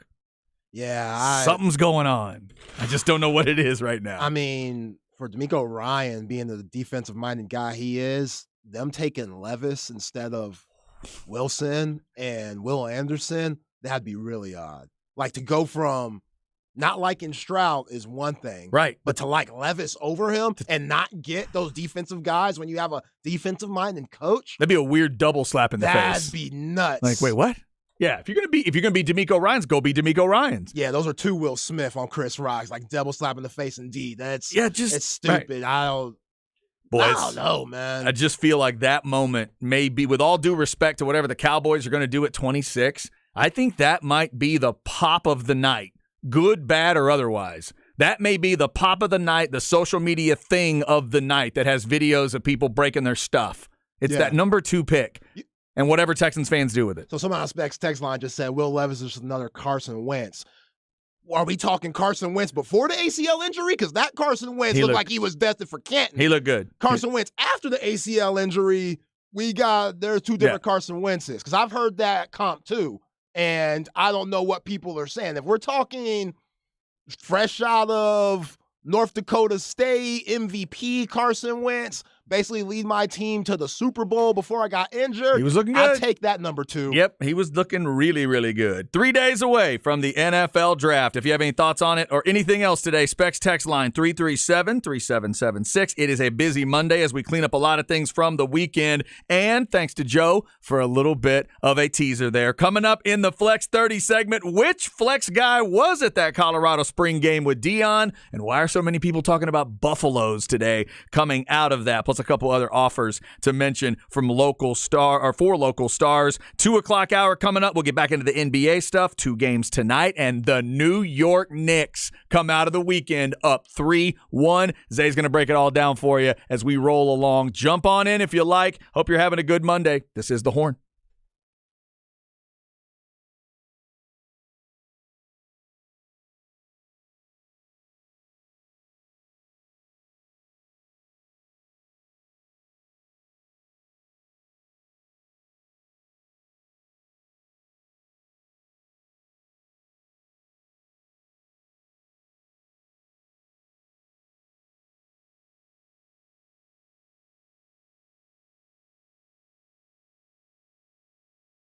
All right, let's talk a little Underdog Fantasy. Easiest place to play fantasy sports. So easy, I pulled it up on my phone literally while that promo was playing because I wanted to take a look at some pick'em games for tonight. How about Giannis Antetokounmpo? Now, that's a little bit of a questionable thing. You got to double-check that right before the start. 11.5 rebounds, higher or lower. We certainly hope we will see him in that game tonight. As far as the late game goes, I am a sucker for a LeBron James game. How about Ja Morant? 1.5 blocks plus steals. Ooh, that's a weird one. Higher or lower? And if you like, where's LeBron? I know he's here somewhere. Dylan Brooks has some numbers. LeBron James, 27.5 points. Higher or lower? That's what you're trying to figure out. Higher or lower on those specific stats. You just go to the Pick'em tab, pick between 2 and 5 players to build your Pick'em entry. If you get all the picks right, you can win up to 20 times your money on a single game. You can do players from, those games tonight. You can mix it up with baseball guys, whatever. Remember, MLB Pick'em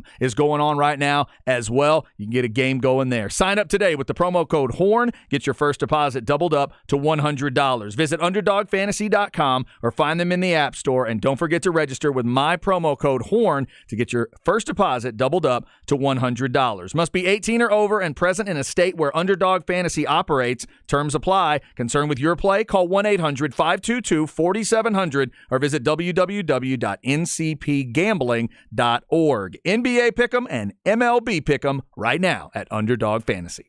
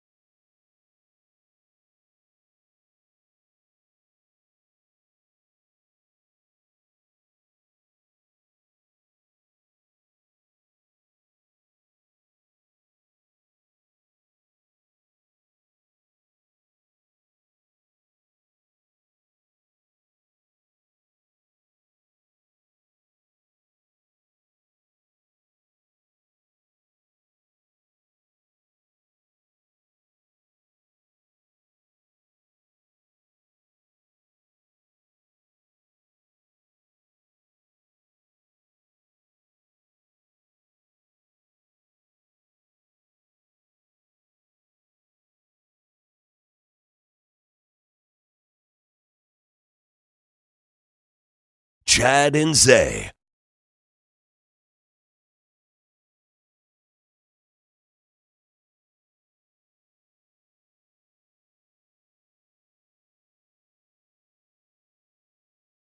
Yeah.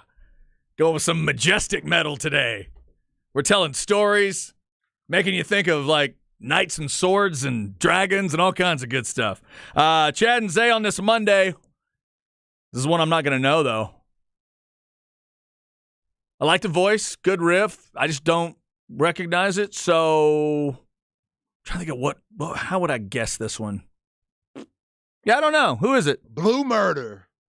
Blue Murder. Blue Murder. Dude, Valley of the Kings. Dude, I have not thought of Blue Murder in a long time. Woo! Can't remember the last time I even said the words Blue Murder. That was a long, long time ago. So what is it, 70s? No, this would be in the 80s. Oh, still 80s? This would be in the 80s, yeah. Blue Murder I cannot think of there was a pretty big hit for them in the run.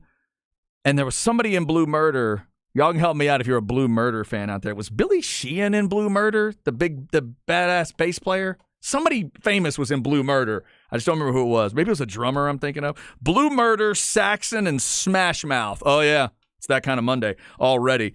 Here with Chad and Zay. Hope you're having a good one. We hit a lot of the NBA drama. We'll hit even more of it. We haven't really even gotten into LeBron's crotch. All right, let me rephrase. We haven't really talked about the Dillon Brooks on LeBron James thing. And all right, let me say it a different way. We haven't talked about Dillon Brooks and LeBron James yet. We'll do that coming up as we roll along. We were just talking with Joe Cook, the craziness of the NFL draft coming up. What is going on around this number 2 pick? I'm seeing the press conference today with the Cowboys brass, including Jerry Stephen and the head coach. Jerry Jones says of Ezekiel Elliott today, Zay, quote, still an outstanding football player. Stephen Jones says they feel really good about Tony Pollard, and the coaching staff is high on Malik Davis. Quote, if the right guy was there in the draft, we'd certainly look at it. Okay. All right. At some point in the draft, you would think the Cowboys end up with a running back, although I've thought things like that before for that position and others, and they come out of the draft with nothing. So we'll see. Yeah, that guy ain't going to be there. We'll see how it rolls out. Sorry. Yeah. Right now. He ain't going to move up. He ain't going to be there. Right now, it looks like 26 will not be Bijan Robinson. Here's what I wonder. Once we get to that 26th pick, will Gibbs from Alabama make sense? Or is that way, way too early? Because I feel like that might be an interesting pick at 26. I mean, if you're this highly on Malik Davis, as the Joneses are saying, then no, that doesn't. But, Okay. you know. So you want to go with, I really want to run the damn ball, and you're going to go with Pollard and Davis? Yo, but Malik Davis, I don't think he got the opportunity to really showcase Oh, I totally agree. that Yeah. he's this much better than Ezekiel Elliott. I was begging for him to get more carries when he averaged, 7 yards in a game, and Kellen Moore just didn't care. I'm with you, but I'm just making sure I'm clear that would be the argument. Yeah, if Bijan's gone, Gibbs at 26 doesn't make sense to me. I'd rather go for offensive line or one of those Edge or something. big-time tight ends. Okay, fair enough. A lot of draft talk coming for the week, and we are only 3 days away. All right, let's get into some of this madness in Colorado. We'll make it a part of the Flex segment. Here we go. Flex ATX for the best high school sports coverage. Listen to the Horn and go to FLXATX.com.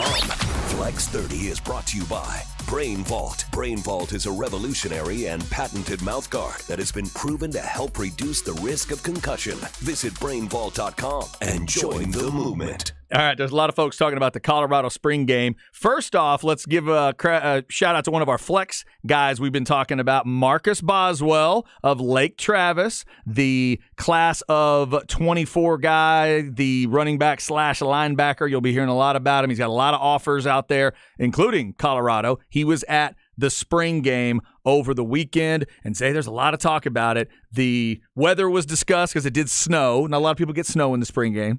So that was talked about. I heard Bucky Godbolt this morning saying to him, Colorado looks small on the lines. Uh-oh. Like offensive and defensive line didn't look big enough to him. He felt like, well, now I know who's in the transfer portal going out. Yeah, Deion Crew a little light in the ass, It's big guys, yeah. Mm. But then it wasn't just that. Coming out of their spring game, today there are 4 guys that jumped in the transfer portal, including a wonderful name, Montana Lamonius Craig.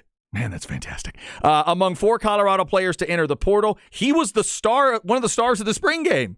Had a good day. He's a receiver. He hits the transfer portal. A safety named Tyron Taylor hits the portal. And then a linebacker and O-lineman joined them today. The other 2 guys that I just mentioned, that would be Shaquan Bowser, a linebacker, and offensive lineman Jackson Anderson, did not see significant action. So remember, the portal opens up now. In fact, it's been open for a little while, and it closes up in mid-May. So this is a natural part of the progression of college football. After your spring games, guys might transfer. So Deion's got a little bit of it's been all about the guys coming in for Deion. Now he's getting a little bit of that who's leaving news as well. Yeah, it is interesting because all you've heard is good things about Deion going to Colorado, and now you're hearing guys leave, especially guys that are out here getting busy in the spring game. If you're producing the spring game, then leaving the next day, that's a little head scratching. So we'll see. We got B. Lane coming on our show talking about the next 5 years. Deion Sanders will be a champion, won a national championship. I'm like, all right, cool. Right. I could see why people say that, but still, I don't care if you're Deion Sanders. I don't care if you're Nick Saban, Bear Bryant, hell, Dick Butkus. You're still going to have to take over a program that was really struggling in the Pac-12 and start from scratch. And some guys are going to be on board with that, and some guys won't be a part of that. Some guys want to come into an already good situation, and they're rebuilding. And if you're a skill guy, sometimes you don't fit that rebuild, or sometimes that doesn't, fit what you want to really happen, and that's get to the NFL eventually. So all these things that Deion's promising, hell, we even heard that he ain't getting paid yet what he's supposed to be getting paid at Colorado. So what's that NIL mean? Yeah. No. If the head coach ain't getting the paper that he's supposed to be getting yet, and we waiting on that, then what are we promising NIL? Is that really following through? Yeah.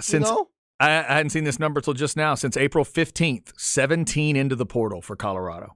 Since That's April, a little alarming. Including a starting cornerback and some defensive guys and a running back. And Deion's weird. I've seen a clip go around social media, Chad. Deion walks into the weight room. A dude's not wearing the right type of socks. Oh, no. Or shoes, one or the other. And Deion goes, get out. Get out. And doesn't explain it?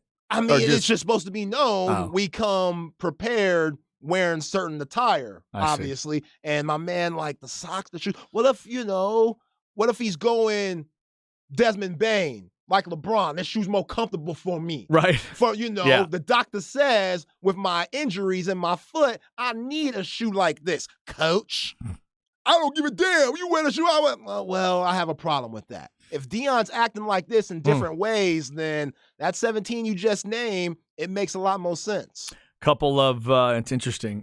All right, so we'll keep our eyes on that. Colorado had their spring game over the weekend. Alabama and some others did as well. And if you go check out all the different networks, Pac-12, Big Ten, SEC, they'll be replaying those spring games if you want to check them out. Also, ESPN Plus has a ton of spring games if you want to peek in. I'm going to go see if they have the Colorado one to check out. They got to. Because I didn't watch it over the weekend. I need to check it out. Couple of shout-outs as well here. Fatu Makuba, a name you may know from LBJ, had a visit to Central Florida. His teammate Ali Scott also talked about going to UCF. So those two young men might have gone together. So we'll certainly be following them at LBJ this season. But they each had a visit to UCF. And let's give one more shout out to Jacob Henry, the talented defensive and apparently offensive lineman as well, from Vandegrift now. Of course, was at Lake Travis, now at Vandegrift. Says he is blessed to have received an offer from Morehead State. So the offer list continues to grow for the Flex guys. Shout out to Jacob Henry. And if you want to follow along at FLXATX on your social media, if you've got offers, visits, weightlifting videos, the latest on your guys, I'm seeing schedules pop up. People are putting their spring schedules up, 7-on-7 schedules, your football schedule for the fall. A lot of that stuff has been at Flex. Check it out there. FLXATX. And the Wednesday Night Flex Show is back this week at 7 on Wednesday night. NBA talk and a lot more coming in the 2 o'clock hour. Up next, it's Where We At in Society. We'll see where Zay wants to go today after another crazy weekend. Keep it right here on The Horn.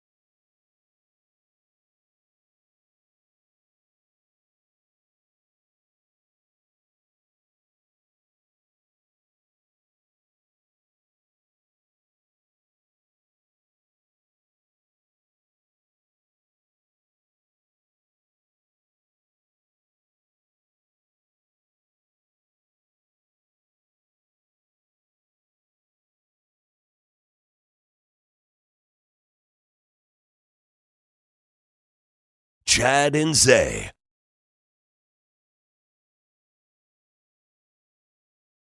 Nice. This is live footage from the Saturday Night Taylor Swift show at NRG. She's broken into a metal section at the middle. Yo, 62,000 in the mosh pit? That's what I'm talking about. Yeah, that did not happen. What's the song called? Street Thunder. Street Thunder. Yeah,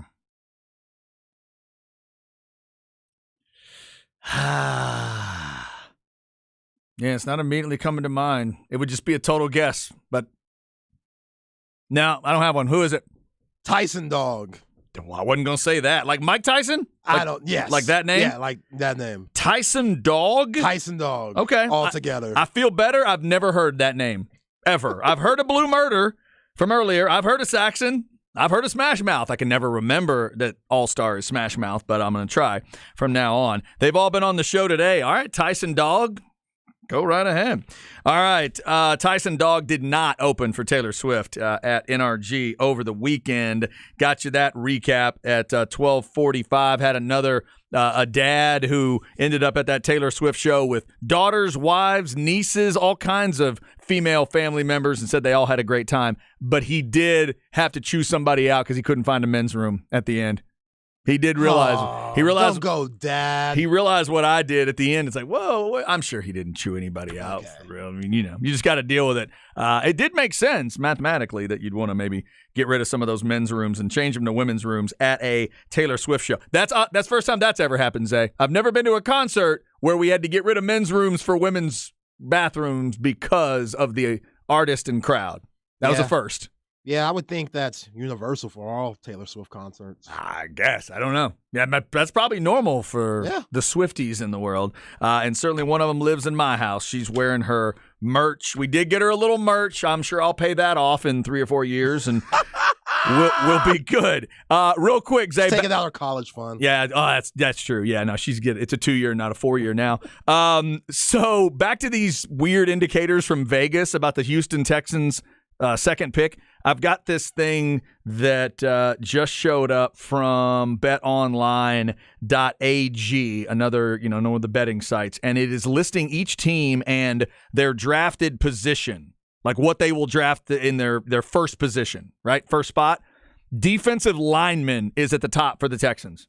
4-7 the odds, minus 175. Then quarterback, then O-lineman. And the new rumor out today is that they are either going to take Will Anderson or Tyree Wilson with number 2.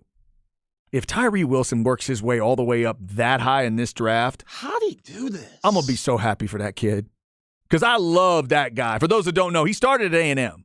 I love Tyree Wilson, and I was brokenhearted when he headed to Lubbock. I did not enjoy that at all, just like I didn't enjoy when Mr. Cup, the tight end, went out to Lubbock. That one broke my heart too. Tyree's a hell of a player. I just never thought of him as this good. Neither did I. Like tip-top single digits. Once I heard he was kind of in the top 15, I thought, okay, Tyree, go ahead. And then it was like, Tyree Wilson, maybe top 10. Okay, Tyree. And now, if the Texans end up taking him that high, good grief. What a story. That's incredible if he pulls that off, and it will continue to tell us about C.J. Stroud and whatever's going on around him. If the Texans do that at 2, then what happens with Arizona at 3? Do the Colts just stay patient and wait till 4 and take the quarterback they love? I've heard they love Levis. The Colts are doing a good job of smoke screening, Zay. I've heard they like Levis. I've heard they like Anderson, and I heard they like Stroud. I've heard they love all 3. So well done, rumor mill. Yeah. They are getting all the key rumors out there. But what I've yet to hear is that the Texans love C.J. Stroud. That is not out there right now. That 18%. 3 days Can't away. do nothing with that. Draft. Good grief. Yeah, is that 18 score on the S2 cognitive test real, or is it a bunch of smokescreen coming from, I don't know, Houston, coming from Stroud, coming from the agent that Houston doesn't like? There's a lot of drama out there right now. 3 days away from the draft. Speaking of drama, it's always there in Where We At in Society. Let's see what Zay wants to talk about today. Where are we at in society today?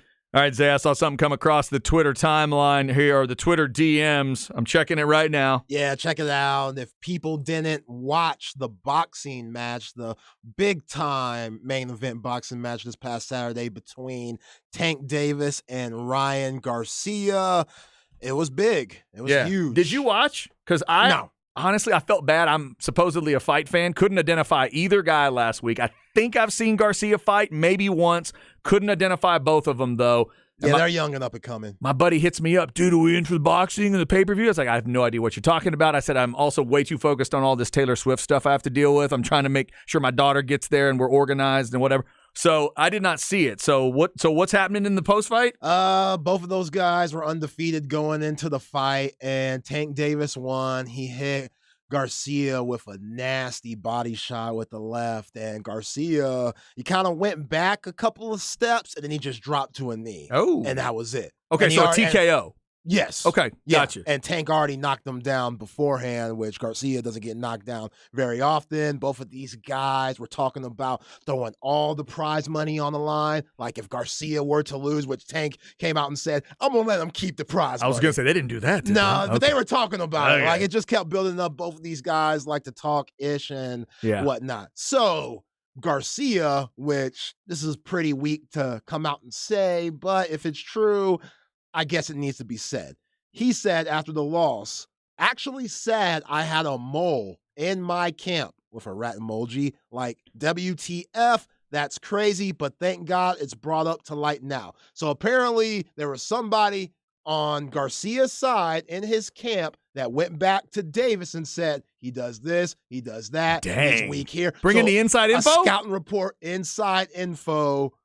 That's not good. It's not, but it's pretty weak to say after you lose. Oh, it definitely sounds like your first loss ever. Sounds like an excuse, right? Either way, it was going to be the first loss ever, right? Both these guys were undefeated coming in. Yeah. So, and I like, first off, congrats to boxing and these guys for putting it together. I don't love that it was a catchweight. I don't love that there was no belt on the line, but boxing usually doesn't give you the fight you want. This is a fight the fans wanted, apparently. For these dudes, that's great. They got together, they fought. Yeah, that does sound a little bit like an excuse. I'm glad there was a definitive ending. Glad it didn't go to the cards, because I like when boxing has those moments. But yeah, oh man, I don't know. That's one of those where, why wouldn't you just move the person? I don't know, man. Do you just move the person away from your camp and everyone assumes it's because you lost? Well, how do you find out now? Like what came out now? After the dub, like, did you see him, the same guy after, like, you lost, the same guy that's been rolling with you the whole time, celebrating with Davis? Like, saying, yeah, that's my dog. But, like, what the hell? Oh, my bad, bro. I've been on this team the whole time. Gotcha. You know, like, how did you find this out all of a sudden? Was it like the end of an episode of Scooby-Doo where he took a mask off and it was like, oh, it's him? I don't know. I have no idea. But once you find that out, is he doing this, like, does he think he's doing it for the good of boxing, where it's like, look, I'm just letting everybody know? Like, is it going to get around who this is and then say, by the way, this is why I got rid of him? To me, you could handle this all behind the scenes. Right. And just say, look, it's whatever it is, right? Hey, man, we found out that Kenny's the mole. Kenny's the mole? Not Kenny. Yes, Kenny. So, okay, we're going to fire Kenny. And then they announce, hey, Kenny's no longer with Ryan Garcia. And everybody kind of looks around. And then inside boxing, you'll know, hey, they think Kenny snitched on him. But like what? Like what? They think Kenny took information over there and to Davis? Yeah. So then they, could get into it. I don't know why it needs to come out. But you have tape on you. I'm sure Davis went and watched your other matches and saw, oh, I could get him here, I could get him there, like every other great boxer does. So What is the mole saying that separates the win and the loss for Garcia to feel comfortable enough to just go and flat out say that? Yeah. Because to me, that's a boxing no-no. Like, take the L, you lost, you got knocked down. I agree. It is what it is. No, I agree. I think you got to eat that thing and move on. Again, fire the guy. That's fine. Fire him and then let people speculate as to why you did it. Also, you won't like this. Garcia was taking pictures with Davis after it. Ew. So they were talking mess this whole time, basically like hatred stuff. Davis was telling Garcia, I would not bring your mama and your daughter to this fight. I wouldn't do it. It wouldn't be good for you. I know, I heard that. He went out and just said that. And then after they taking pictures and stuff, and Tank said that Garcia asked if they could be friends. There's a video of Garcia handing Tank the phone saying, hey, can you put your number in my phone and stuff? Come on, see, bruh. I'm all for after a fight, the classiness showing up, and you try to be classy, but the way you build the fight matters. Don't build up the fight by completely insulting each other and going wrestling heel on wrestling heel, and then expect me to take you seriously taking a picture together. And then, again, you're going to bring in families. You're going to rip into somebody like that. Whoa, hang on. You're not allowed to be friends afterwards. No, man. you don't. I've heard the way they were going at each other. I do not accept that. Now, in the ring, if he wanted to walk over to him and be like, good fight, man, and then go to the media and say, hey, we talked a lot of mess, but I do respect him a little bit after. I'll respect him a little more after tonight. He hit me with something, whatever, and then go into it. But yeah, throwing stuff on social media, that's garbage. That picture with their hands over each other like they just jersey swap, that's after the fight, right. Chad. See, what that tells the fans is what they've always believed secretly, which is that the buildup is fake, that the buildup is garbage, and you don't want that. Like, that needs to be, if you're going to say it all, that needs to have a little, I get selling fights, right? That's where fans get a little disillusioned afterwards when you go, no, man, we're just selling the fight. Because at least when we get to like a WrestleMania on the sports entertainment side, we all know kind of what we're dealing with there. We all know that, yeah, of course they're going to possibly be together and talking and stuff after that. This is a legitimate fight. Fight. Afterwards, you don't want to see that. Yeah. I'm not a jersey swap guy. I'm uncomfortable with it now. Not either. I'm uncomfortable with it and I'm not a soccer guy, but if I was, I'd be uncomfortable with it there. I'm uncomfortable with it. It's gotten into the NFL now. I don't know if the NBA guys are doing this enough at all. I think it all needs to happen behind the scenes. On the field, after you get beat, do not be walking up to, I don't care if it's Tom Brady. I don't care. Ask later. Go over to the locker room. Why are you doing it out on the field? Yeah, I think it's soft. It leaves a sour taste in my mouth because, like you said, just the build-up.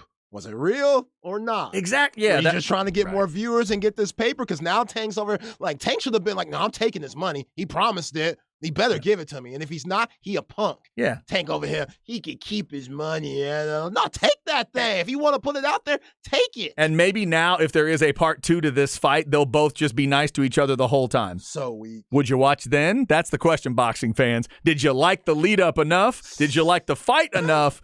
Would you watch it again, knowing that they might be buddies now? Okay, so multiple people on the Specs text line said that the mole ratted on an injury that Garcia had, and I think Tank took advantage of that. Like right. A pre-existing injury. No, it's awful. I mean, you don't want that. Obviously, you clearly do not want that. But that's I don't know. I mean, I could see it either way. As long as you're legitimately taking the loss, then I don't know. I don't know what the appropriate way to get it out there is. I would have just fired the guy. I would have fired the guy behind the scenes, let everybody know why, move on. Take your loss and just move on. And somewhere down the line, if you wanted to mention it, as you're leading up to that fight, by the way, last fight, I had a little injury going on, and by the way, he might have been tipped off to it, and that sucks, but I lost, and now I got to figure this out.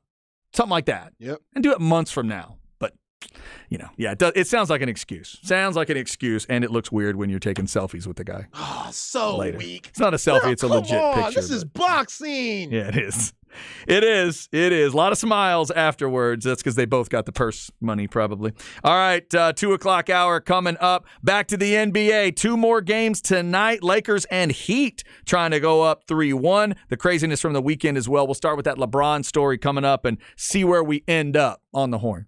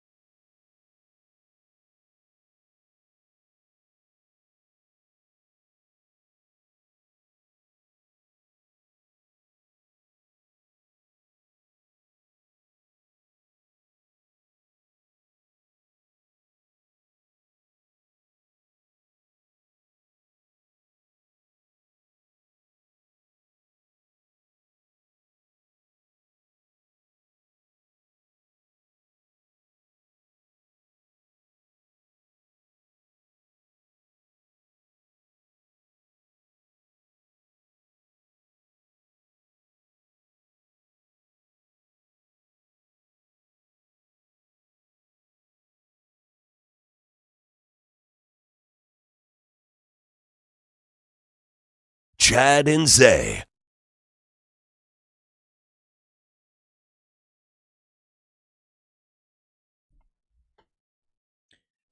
Hope you're having a great Monday.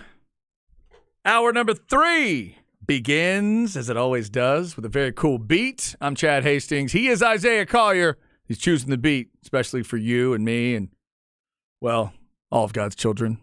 Zay, what you got? Lean with it, rock with it. Them Franchise Boys. Produced by Jermaine Dupri. Ooh, okay. I know that name. Yes, sir. That's big time. The artist is Dim Franchise Boys. Yep. Do I get any? We've been through. What do I sound like saying? Dim. Does that sound cool at all? Say it all together. Dim Franchise Boys. Much better. Yeah. Is that bad. okay? Not bad. Okay. Yeah, this was the snapping era where they made multiple snapping songs, and all you did was like lean to the right, snap, lean to the left, snap, lean to the right, snap. And everybody was doing it. It was so easy. Such a simple dance. Song was fire. Remix was good. Yeah. So I've always wondered it about musical instruments. It would be the same thing here, just with with your body. Do you think anybody brags about snapping in the studio for this? Like, does anybody come, hey, little known fact, I'm snapping on that track. What? I'm in the snapping chorus. You're in the what? There's like when you say like I'm snapping on that track, that means that there's like you're eating the track, you're killing it, you're doing well. There's 5 people snapping. You're saying you're snapping your fingers on that track? Are you bragging? Will you please get out of here? What are you talking about? That's crazy. Oh, now you saying them Franchise Boys doesn't sound as now cool. It's different. Now See, that'd be me. I'd come home bragging. Mama, I was snapping on a record today. Woo! I'm making hip hop history. What? You didn't? Shut up. You just snapped your fingers. That's like I always wonder, the guy that plays the cowbell or the guy that plays the triangle or the guy that does the, like one little thing. Like, did you hear the egg shaker in that song? That was me. Really? Was that difficult to do? See, I love that, mama, because that's what I imagine Lamar Jackson yelling to his mom when an NFL team calls. Yeah. Right. Mama, Dolphins on the phone. Dolphins on the phone mama, for you. Bill Belichick want to talk to you. You got to help me sound bigger than I am. Come on, mama, help me. Help me out. Draft night 3 nights away. Will we get any Lamar Jackson clarity? He's been quiet about him. Before draft night? What about Aaron Rodgers? Whoa. I haven't thought about it in a little bit, but we still don't have clarity there either. Is he going to be a Jet? Is Lamar Jackson going to have a team? Will they figure it out with the Ravens? And it's all being kind of overshadowed by this, will the Texans actually not take a quarterback at number 2? Rumors out there now that they may just go ahead and go defense with that second pick. By the way, speaking of the draft, quick update. Tomorrow at 1:05, we're going to check in with Haley Sutton of the Cowboys. We talked to her before, covers the Cowboys. She's got a lot going on with draft week, but we'll get her thoughts at 1:05 tomorrow on this Cowboys team. They had a press conference today with the Joneses and McCarthy as we get closer to that 26th pick. Remember, we're bringing you the Cowboys draft broadcast on Thursday night. It'll start at 6 o'clock with some pregame. When every team goes on the clock, you'll hear all the picks, but you'll also hear special stuff Cowboy-wise, since we are the Cowboys affiliate and bring you the Cowboys games throughout the year. You'll hear Jerry or Steven or maybe it's Mike McCarthy, whoever calls that first-round pick, you will hear that sound for the first time right here on the horn. So be sure to keep it right here.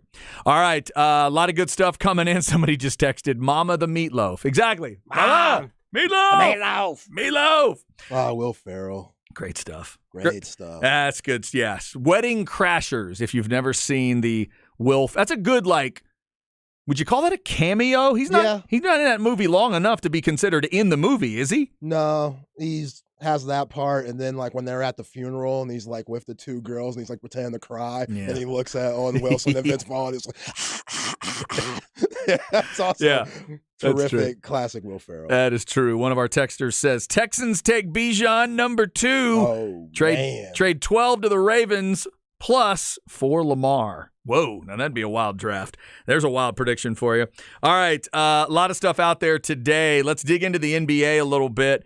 Zay, it was another wild weekend. We've talked about Golden State a little bit. Let's get into this LeBron thing. After Dylan Brooks ran his mouth, said LeBron was old, said he didn't respect anybody unless they put 40 on him. we get into this game and the Lakers take it to Memphis from the jump. Wasn't it 35-9 at one point? Yeah, the first quarter ended and the Grizzlies didn't score over 10 points. Just one of some of the weirdest scores I've ever seen early in the game. Early third quarter, LeBron goes down in a heap, and you go back and you see the replay. Dillon Brooks ends up getting called for a foul, flagrant 2, and thrown out of the game. It's weird. We've been talking about, did somebody get hit in the crotch or didn't they lately? Did you think this warranted flagrant 2, throw him out? No, but with what Dillon Brooks has brought to the table, like, he is the villain. And then he had the nerve to say the media's making me the villain, the fans making me the villain. That just creates another persona about me. Nah, fam, you're creating this persona. Do you know who you're trying to tumble with? This is LeBron James. People compare him to Michael Jordan, face of the league for 20-something years. You're the villain. You want this. So don't be shocked when you do something which really isn't that dirty. I thought it was very weird to try to reach when LeBron's going behind the back and like Dillon Brooks is going to his left. Like, that's a weird time to reach. See, I was going to ask you, if somebody goes behind their back on a dribble, do you try to knock the ball away by going between their legs? No. I have never seen a defender do that. That's probably what got him tossed too, along with the other crap that he does. So that's not normal. I don't think he deserved a 2. He should have stayed in the game, give him the flagrant 1. You know LeBron gonna sell it. We all been hitting the berries and stuff, but LeBron James, he gonna sell that thing, especially what Dillon Brooks and him been going through. He's smart. He knows getting Dillon Brooks out the game helps their team. He went full on fetal position. Wow. I mean, LeBron tucked up. That was even farther than whatever Sabonis did to sell his. Woo! LeBron curled up now. Yeah. He did like a baby. Dude, like a baby. Like I do when it's real super cold outside and I get under the comforter and I tuck up like I'm a little kid because I'm so comfy and warm. That's what he looked like. I want to give him the benefit of the doubt so bad because you and I, we've both been hitting the berries multiple times throughout our lives. It's horrific. It's terrible. You think this is it? No kids for me. I'm never going to be able to do the deed again. You always think this is it. My life is over. I might have to go to the doctor after this. That's the pain that you go through. But LeBron James, he going to sell some stuff. And that was one of his finer sell performances. But to the actual game, yeah, it was weird to be up 35-9 and then only win by 10 points. Interesting. And we talked about it on Friday. Would LeBron go for that 40 that Dillon Brooks was baiting them to do? We knew he wasn't. It wouldn't be smart for his team longevity-wise. He knows he needs D'Angelo Russell, Austin Reeves, Anthony Davis, all those guys to play well, and they did. D'Angelo Russell, 17 points, plus 13. Good game Austin for him. Reeves, yep. Yeah, absolutely. 13 points, plus 8. Anthony Davis, amazing game. 17 rebounds, 31 points, plus 12, plus or minus. While LeBron, he was the worst. And technically, with his plus or minus, I think that, you can't really tell how a guy does with the plus and minus, system all the time. Sometimes in a thrashing, it is a little weird. It is weird. It's a little different. It's definitely weird, and matchups have a lot to do with it, but that's what LeBron wants. LeBron would take the win and have his other guys eat than him dropping 40, and who knows what happens. Yeah, because then he can always come, if he ever really wanted to come back to Brooks, it could be, I don't need your respect, so I'm just going to score 25 and we'll win. Yeah. Is that cool? Yeah, LeBron told him a little something before the game.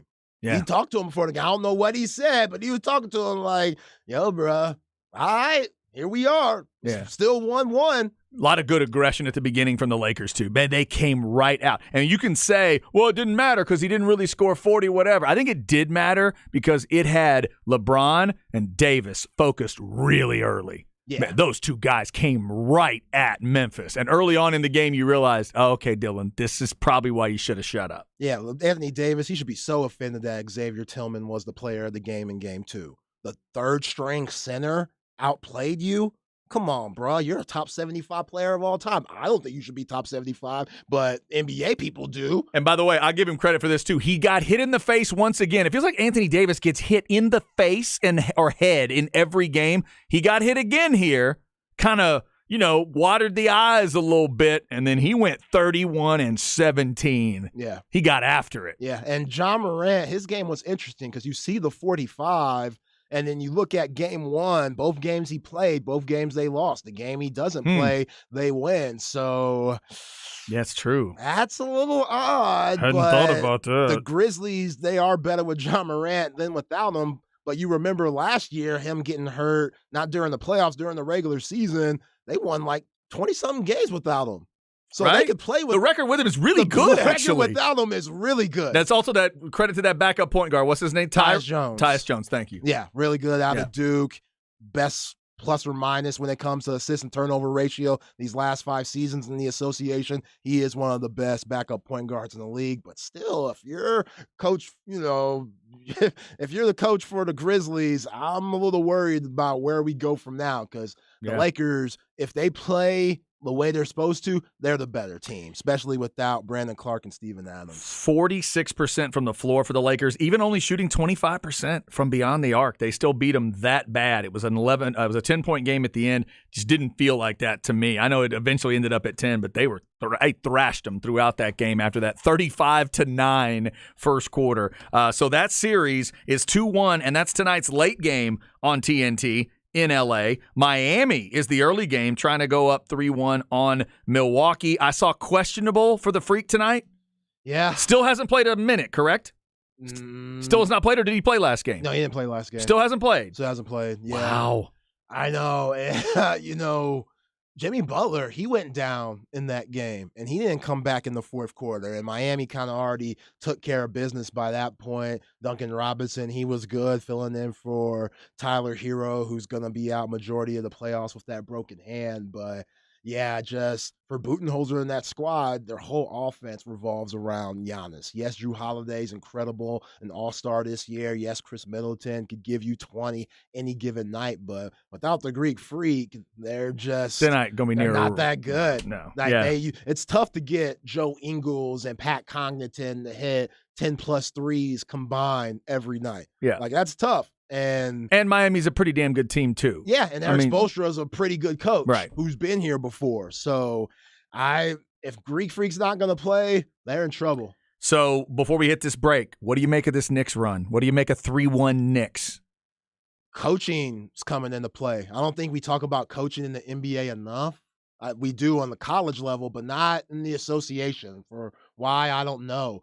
But Thibodeau's out coaching Bickerstaff. You're going to give Thibodeau credit? Nobody does that. Nobody does that.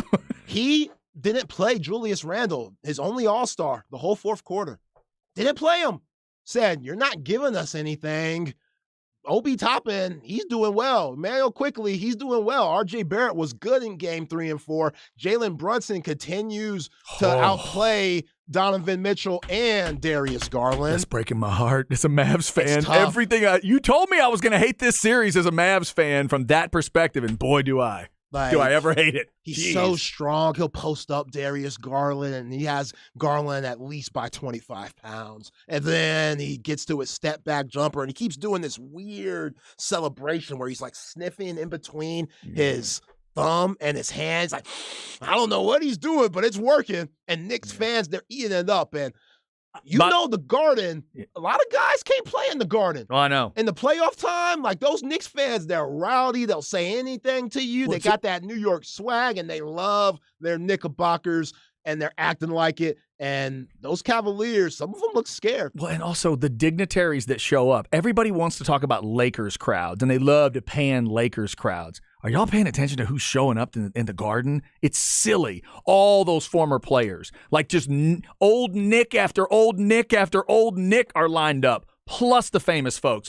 Plus, oh, look, there's John McEnroe. Oh, look, there's this. All these famous folks. And that pressure, it's got to be intense, but they are loving it right now. Barrett showing up in those last 2 games like you talked about, and Brunson. Yeah, it is all coming together for the Knicks in a big, big way. And by the way, Brunson says that it's not anybody's business what the celebration is. I have a theory. It's completely disgusting, so I'm glad he's not going to share it because I think it's sexual in nature, and I think it's completely – but my theory is that. But And if he tried to explain it to us, I think we'd all be pretty grossed out. All right, dude, never mind. We're good. Yeah, he needs to let it go. If it's something that we don't need to hear, I'm good. I'm good with it. Yeah, I think it's foul, and I think it is disgusting in nature, but I also think it's kind of badass if that's what it is. But yeah, I mean, he's playing his ass off, and they're about to finish him here if Cleveland's not careful. Jared Allen and Evan Mobley, they're doing well on Julius Randle, making life really difficult for him. Mitchell Robinson, he was really good in Game 4, was a big part of the reason they won that game by finishing the game while Randle was out. And then, just R.J. Barrett and Jalen Brunson making all the big shots, timely shots. Right when the Cavs get close or take a lead or get within 3, Brunson will hit a huge 3, or R.J. Barrett will get a huge and 1 finish. And then you got Josh Hart, who replaced Quentin Grimes. Quentin Grimes dealing with an injury. He was huge. 19 points. And Brunson and Josh Hart, going back to their Villanova days, they've always had good chemistry as a backcourt. So you got that working your way. Yeah, that's very cool for them. Man. That is playing cool together now. Yeah, that's absolutely. Awesome. So they know each other very well. And Darius Garland and Donovan Mitchell, they're getting outplayed by the New York Knicks guards. By the way, in that game, I can't remember seeing a game with this many. There were 102 points in the paint in that game. Cleveland and the Knicks are taking it to the hole, ladies and gentlemen. But that's what I like about the Knicks attack. I didn't realize they were giving up that much on the defensive side, but I do like the way they're headed to the basket. That part of it, and that's part of what Brunson can bring. And then what R.J. Barrett started to do as well, man. Just good aggression from the Knicks, and the crowd fed into it. Now let's see what they can do. They got to go back to Cleveland to try to close it. Can they close the door there, or are they going to, kind of play down a little bit and then have to come back and close it in Game 6? Jalen Brunson, at this point, at his age, is better than Kyrie Irving. Now, people are going to think I'm insane, but I'm talking about off the court too, because that's still a thing. Kyrie has made the off-the-court issues such a problem over the course of his career, especially since 2020 or ever since he left Cleveland to go to Boston. You'll never have to worry about that with Jalen Brunson, ever. And that's what makes him better. And now with Kyrie, if the Dallas Mavericks are going to pick him back up and re-sign him, you're going to have to deal with what comes with that.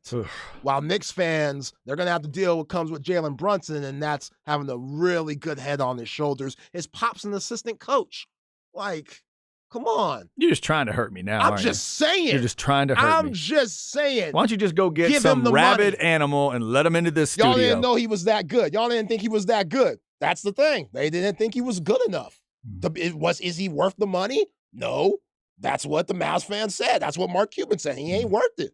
All right, cool. Let me take my talents up to Manhattan. His talents are there. His talents showed up at MSG. They're up 3-1 going into that next game, trying to close things out tonight. Again, Miami at home, trying to go 3-1. Lakers at home trying to go 3-1. Everything's TNT. 6:30 and 9 o'clock. Just 2 games tonight in the NBA. Up next, we'll talk April 24th and why today matters. I'll try to stay married, so I got to mention my wife's birthday one more time. But who does she share a birthday with? A couple of big dogs in the world of sports. One of my absolute favorites. One of Zay's favorite musical choices on the show also has a birthday today. We'll hit all of that. Plus, we're getting ready for that NFL draft 3 days away. Longhorn football fans, 131 days from now, Texas will play Rice, and we'll see where Bijan Robinson ends up going this week as well. A lot going on this Monday. Hope you had a great weekend. Thanks for keeping it right here on The Horn.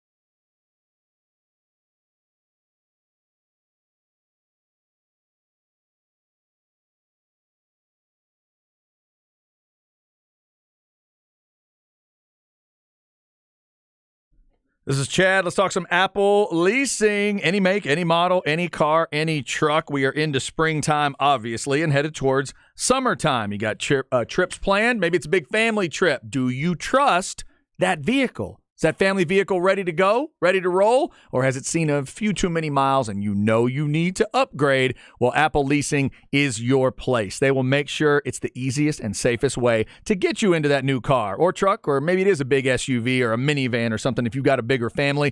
Remember, they've got all those rebates, all those sales, all those discounts, all those incentives that the dealers have. They can get those for you. So if you've got 4 different choices of a minivan or whatever you're looking for, they can help you save a lot of time, save money because they're going to find the best deals. They've got all these different contacts they've been using for years and years and years. It was such an easy process for me. You will absolutely love it. You call them at 346-9977. Just that simple. Call 346-9977, just like I did. Start the process, start the conversation, let them know what you're thinking, and they'll walk you through why leasing is as good an idea or maybe a better idea than it has ever been. Check them out, 346-9977, or go to appleleasing.com.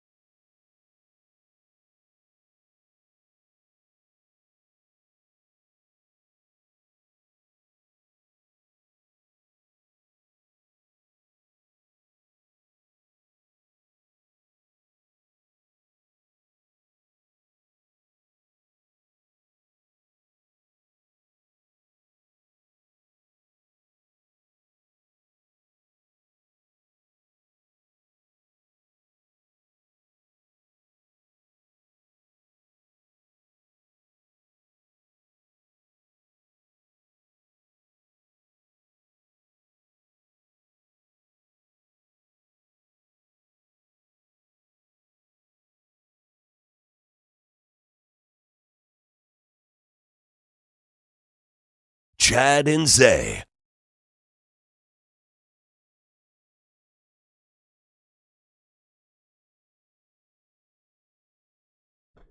All right, rolling through a Monday. Just got some bad news NBA-wise we will share with you. But first, I recognize that when it first fired up. Looking for a partner. Without even falling off. Should I know this? Yeah. It's a big-time song? Yeah. What, a big-time song? What? This might be... Like when I first heard it, I thought I'd recognize that. I should know that, right? Yeah, this might be one of the biggest stripping songs of all time. Ooh, okay. Well, you know, that I may have read an article about that. All right. Sex songs, etc. Individual artist? Yeah. Okay. This is like 2000s? Yeah, I don't know for 2010s sure. maybe? If it's 2000s, it's right at 2000 and the 99-ish. What's it called? Pony. It's called Pony. It's Pony. Usher. Jump on it. Oh, no. Damn it. All right, go ahead. Who is it? You were close. Yeah? Genuine. Oh. I mean, you were close, but not at all. You know what? Does Just that make sense? Say I was close. Say I was close. Made me feel good, at least a little bit. Genuine. All right. Genuine, Tyson Dog, Blue Murder, Saxon, and Smash Mouth have all been on the show. 96? Wow. Wow. Okay. 96, really? Yeah. I mean, I know Genuine was around, but I wouldn't have guessed that far back. All right, so a lot of good music on the show today, as always. Thanks to Zay for that. Thanks to Zay for always making this show sounding like it knows a little more basketball than it might otherwise sound like. We just got some bad basketball news. Let's go Why Today Matters, and we'll start with some bad NBA news. Why Today Matters, brought to you by Sinus and Snoring Specialists. Get sinus and snoring relief with Dr. Daniel Slaughter at Sinus and Snoring Specialists, 512-601-0303 or sinussnoringent.com. Well, damn it, Say, this one sucks. You want to tell the people this one, or am I going to tell them? yeah, thanks CB for sending me this. According to Shams, he said that Sacramento Kings star De'Aaron Fox has suffered a fractured index finger in his left shooting hand. Oh, now that's going to screw with the rest of that drama. Yep, it's We're- doubtful for Game 5. We're at 2-2. We're ready to go back to Sacktown for Game 5. Try to figure out is that the beam? Yeah, they're the beam, right? Yeah. You might want to put that beam button away if you don't have De'Aaron Fox at all. What's that going to look like? Wow, Mike Brown. Whew, you're about to earn Coach of the Year if you can win Game 5. Yeah. Even if you just win Game 5, I'll give him tons of credit for it. I know Golden State's terrible on the road, but wow, that's a big story. Yeah, it's over for him. 2 more games left. Warriors are going to go 4 straight games after losing games 1 and 2. And yeah, they're not going to play with their food at all. They know no De'Aaron Fox. They're going to step on the Kings' throats and try to do it as quick as possible so they could get ready for the winner of the Lakers-Grizzlies. Yeah, that's big. That is big. And we'll see what happens with Lakers-Grizzlies tonight because they will play Game 4 with the Lakers trying to go up 2-1. By the way, a couple great stats with the 2 legendary franchises I heard. Have you heard this one? The Lakers have won 33 series in a row when they win Game 1, which they did in this series. They've won 33 in a row when they win Game 1. And the Celtics, that stat is, let me make sure I get this right. The Celtics have some stat about 3-1. Now that they are up 3-1, the Celtics are 27-0 when they go up 3-1 in a series. Yeah. Most wins without a loss in NBA history. Yeah, great game by Trae Young and DeJounte Murray in Game 3, but the Celtics got back to what they do best, and that's Jaylen Brown and Jason Tatum going to work. Both of those guys, 31 points apiece. Jaylen Brown, when he took the mask off, I was like, it's a wrap. Yeah. It's a wrap because now he was already giving y'all buckets with the mask on. Now he could see clearly. He ain't got to worry about that heat that the mask is giving off. And, yeah, he's from Atlanta too, so coming back home, it's personal for him. Big time win for the Celtics. I think they're going to win it in Game 5. All right, let's give you some more reasons why today matters for us. Since you just mentioned DeJounte Murray, let's get that story out there. The NBA is investigating DeJounte Murray for something that happened after this last game with the Celtics? Yeah, he shoulder bumped the ref. When they were leaving, game's over, the Hawks lose, going into their locker room, he sees an official, shoulder bumps him, then says something after that. So we got clear video of all this. Oh, yeah, clear video. Okay. Then, as he's going to the locker room, he feels like he has to say something else, so goes back to do that and has to be held back for saying even more stuff. To the official. To the whoever. He wasn't not the same official. It was more like towards the scores table area. Like the official was on the sideline on one sideline, shoulder bumps him. Now he's walking to the locker room. Now he's looking to the opposite scores table saying something else. So I don't know if the ref's already gone, but you don't see that same ref that got shoulder bumped once he starts griping and bitching as he's going to the locker room. So we were talking about this before the show. This is probably my mistake. I always assume that if the San Antonio Spurs want you and you become a San Antonio Spur, you're just naturally a mild-mannered person. I just assume there's no hotheads on the San Antonio Spurs. DeJounte Murray, does he fit that mold, or is he a little different guy than maybe people think? Yeah, he's different. Okay. He's on the Steven Jackson side, the Robert Horry side. The raw, I will unhinged. do something. Bruce Bowens. He's that part of the Spurs crew. Gotcha. Like, there's a little out there. Like him and Paolo Banchero, them getting into it this summer, like a Pro-Am game where he's throwing the ball at Paolo, like throwing it at his face and stuff, yet they're only maybe 7 feet apart. And then trying to just act crazy, trying to be hard. And he goes on Steven Jackson and Matt Barnes Up in Smoke podcast and says the Spurs kind of looked at him differently because he's from the hood and stuff like that, which ain't true. If you could play and do the right thing, the Spurs are going to keep you around. It's just you're worth too much money with what the Spurs are trying to do and getting Victor Wembanyama. You're worth too much. You're too good. You would make the Spurs way too close to getting into the playoffs if you stayed around. Yeah. We don't want that. We want a tank so we can get a player way better than you, like we did in 97 with Tim Duncan when the Admiral went down with that injury. So that's what they did. But DeJounte got in his feelings and stuff. Yeah, and he does some weird things. He does some weird things where I'm like, I wouldn't do that. So if you got clear video that he bumped an official, they're not going to let him play the next game, right? It hasn't came out yet. I hope this is tonight. I mean, they got to. I guess they would have to fix. No, that's not tonight. Tomorrow, I'm sorry. It's tomorrow. That's not tonight. My bad. I hope they just fine him. But with what we've seen, Dylan Brooks, Draymond, now that was physical, but this is physical with a ref. This is disrespecting the ref. This is showing up a ref. So obviously if you touch the ref, you'd get thrown out of that game. So if you touch a ref after the game, are they strict on that kind of stuff where they would, or do you just get fined maybe? I don't see this often. I don't remember this happening. I figure you throw a fine at the guy. Yeah. Right. If you touch one of our. That's what I'm saying. I've never seen this before. I've seen shoulder refs get bumped during the game and they get tossed, but after? Yeah. Especially after you lose, because clearly you're mad, you're blaming officials. Not a good look. That is bad. That is bad. Keep your eye on that story with DeJounte Murray. All right, in terms of the birthday list, once again, I got to tell you, it's my wife's birthday. I will save the number to protect my marriage. Let's just do that. Yeah, there you go. Smart guy. Yeah, if anybody wants to really get into the math of it, you can go do your own research. But happy birthday to my wife today. Also, Zay, one of your musical go-tos, Barbra Streisand, has a birthday today. Oh, Barb. Babs and my wife share the same birthday. Babs is the big 8-1 today. Hope she's doing well. Cedric the Entertainer, 59 today. Sadie. Love Cedric the Entertainer. Original Kings of Comedy, still a great one to go back to. Yeah, him and Hughley, Steve Harvey, and Bernie. I will still go back to that. It's legendary. When it comes on a movie channel, I'm always watching.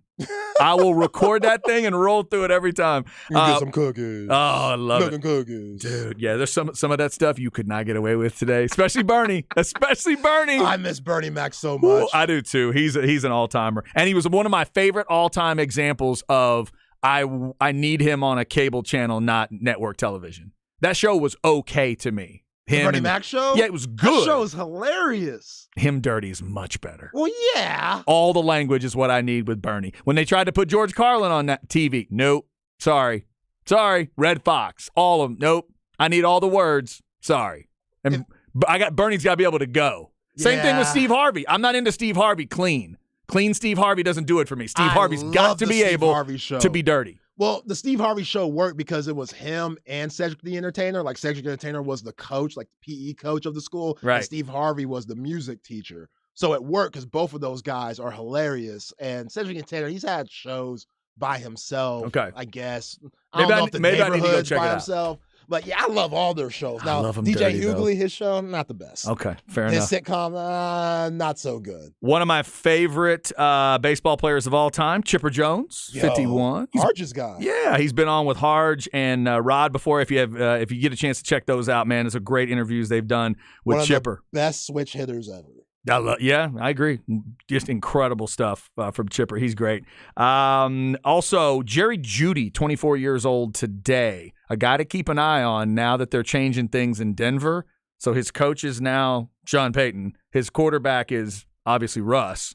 Let's see what that looks like moving forward. I think he's a hell of a talent. He definitely is. This should be a big year for him. I mean, is he a number one? I don't think so. I think he could be a really, really good 2 for the rest of his career. But who knows? Like you said, with Sean Payton in the mix, maybe he could set him up to be a number 1 this year. We'll see. Yeah. Also, happy birthday to one of my favorite Texas girls done well, Kelly Clarkson, 41 today. I love her. Hell of a show, big voice. I've seen her twice live. I would see it again. Kelly Clarkson, if she hits the Vegas residency era sometime, I think my wife and I might go. She's hot to me. I love her. She's really hot to me because I know people look at her as American Idol, and I know the ways a little different. She still looks good. Great voice, and then the show. She's got great attitude. Yeah, that's it. It's Love the attitude. attitude. It's Yeah. the swag. Yeah, no, she has a great attitude and definitely love her story. So shout out to Kelly today. Also, in terms of the ladies, yesterday was the birthday of a couple of the AEW stars. If you're into AEW, and they are coming to town, Dr. Britt Baker, DMD, one of my favorite AEW wrestlers, and Jamie Hayter, who I believe is still the women's champion in AEW. They share a birthday. Britt was 32 yesterday, Jamie 28, and AEW is coming to the Moody Center May 17th. Last time they were here, they went Cedar Park. They were at HEB Center. Oh, okay. So they're expanding a little bit, spreading the wings a little bit. AEW with MJF and the crew. Mark Henry, shout out to our guy Mark Henry, who's a part of that. AEW will be in town May 17th. It's a Wednesday. Look at the mood. How about that? I like that. Wednesday Night Dynamite live at the Moody Center coming up on May 17th. I think Drake is coming to the mood soon. I think that just dropped today. Drake and 21 Savage. I saw something about Drake resetting some dates or throwing dates out there. I didn't see that it was the Moody Center. Yeah, though. I think he's coming to the mood. How about that? Drizzy Drake Rogers. Have you ever seen Drake live? No, we'll never see Drake live. No? Mm-mm. Don't care enough? I'm Singles Day. Definitely go to that show, but because that's a show you can meet a ton of women there. It's an interesting reason not to go. Oh yeah, if you're comfortable with yourself, yeah. But no, this music ain't that good. I was gonna say, I was asking musically, are you going It's to the not show? that good. Okay, not that good. It's good, but not that good for me to go. You're saying it's good enough that if you were single and needed a date, you'd go. Yo, But it's not good enough that because you're married, you're just good. You're just not going to go. I don't know if you can find your wife at a Drake concert, but you can find a good time. You can find a good time. There's a good line in there somewhere. You may not find your wife at a Drake concert, but you'll find somebody's. Uh-huh. Maybe is that it? You'll find somebody's wife at a Drake concert. Is that what you're saying? Yeah, she ain't trying to get backstage with Drake. You could be a good, see.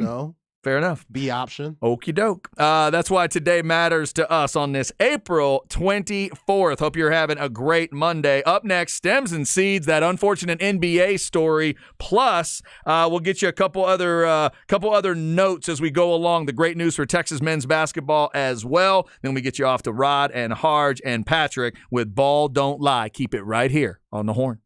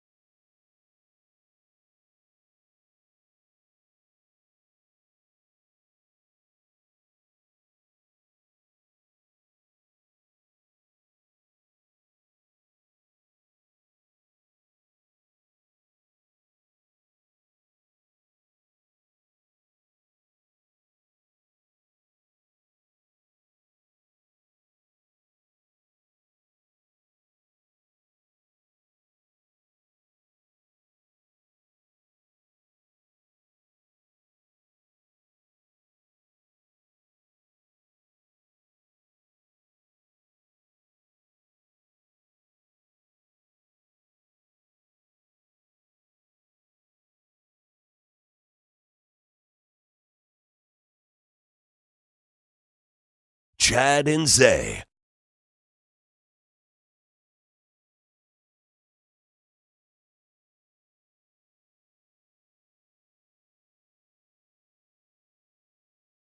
Yo, if you're driving right now and you heard those sirens, my bad. That's on me.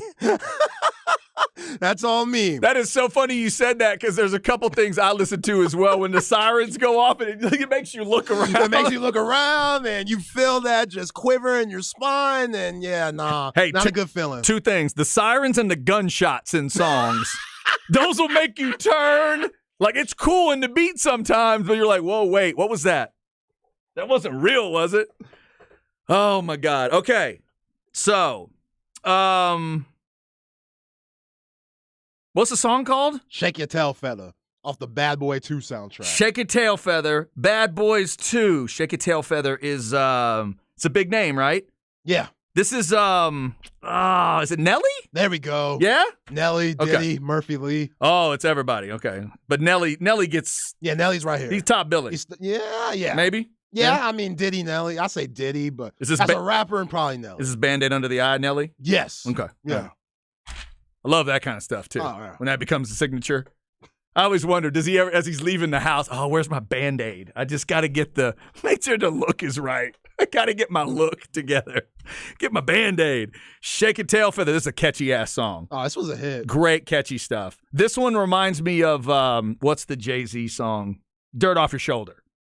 It sticks with me in a similar way. Okay. You know, it's just like, you don't even have to know the words. You just kind of mumble and then shake a tail feather. And you just bob your head. Same kind of thing. You don't need to know every word to brush your shoulders off. But then when you get to that chorus, it's just really cool and catchy. Now, I can't sing the chorus to brush your shoulders off out loud because I'll get myself in trouble. We're not doing that. But yeah, that's catchy stuff. Nelly, Genuine, Tyson Dog, still can't believe I've never heard of that. Blue Murder, Saxon, and Smash Mouth, all a part of the show today. By the way, somebody let me know, shout out to the texter. I was thinking of, I believe it's Vinny Appice, the famous drummer of Blue Murder. That's what I was thinking of earlier.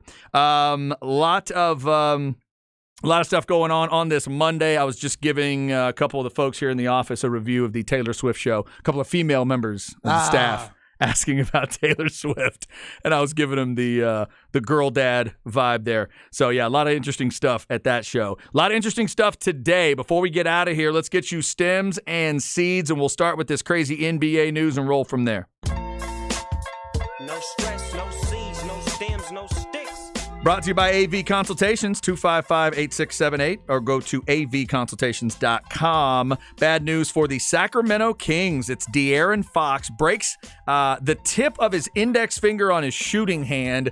So, Zay, we haven't officially heard how long he's out. You would think he's in danger of being out of Game 5.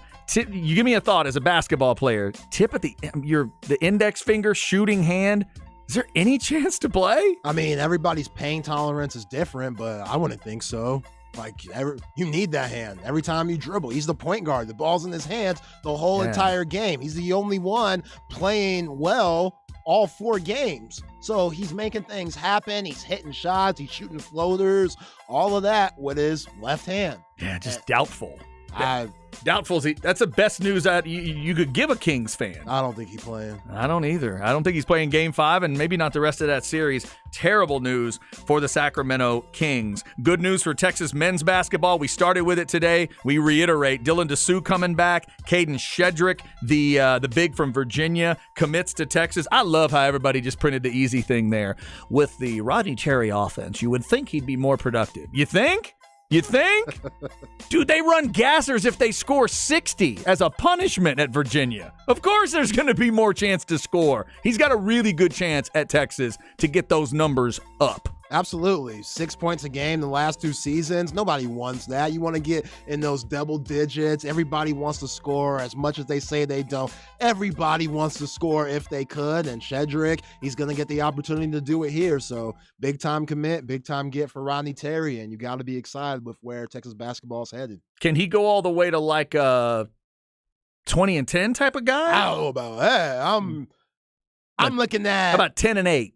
I'll take that. Okay. With Dylan DeSue around Yeah. 14-7. Okay. I'll take that. Fair enough. 10-8. And then we'll see about Chris. Does Dylan? Does the Dylan DeSue news change anything about Dylan Mitchell and his decision? And then obviously you're still watching Tyrese Hunter and that story, and then Max Asmus. That's the big one. That's the big one. The Oral Roberts guy, does he end up picking Texas over K-State because of a story like this? All right, Zay, tonight, does Miami go up 3-1? Yep. No Giannis.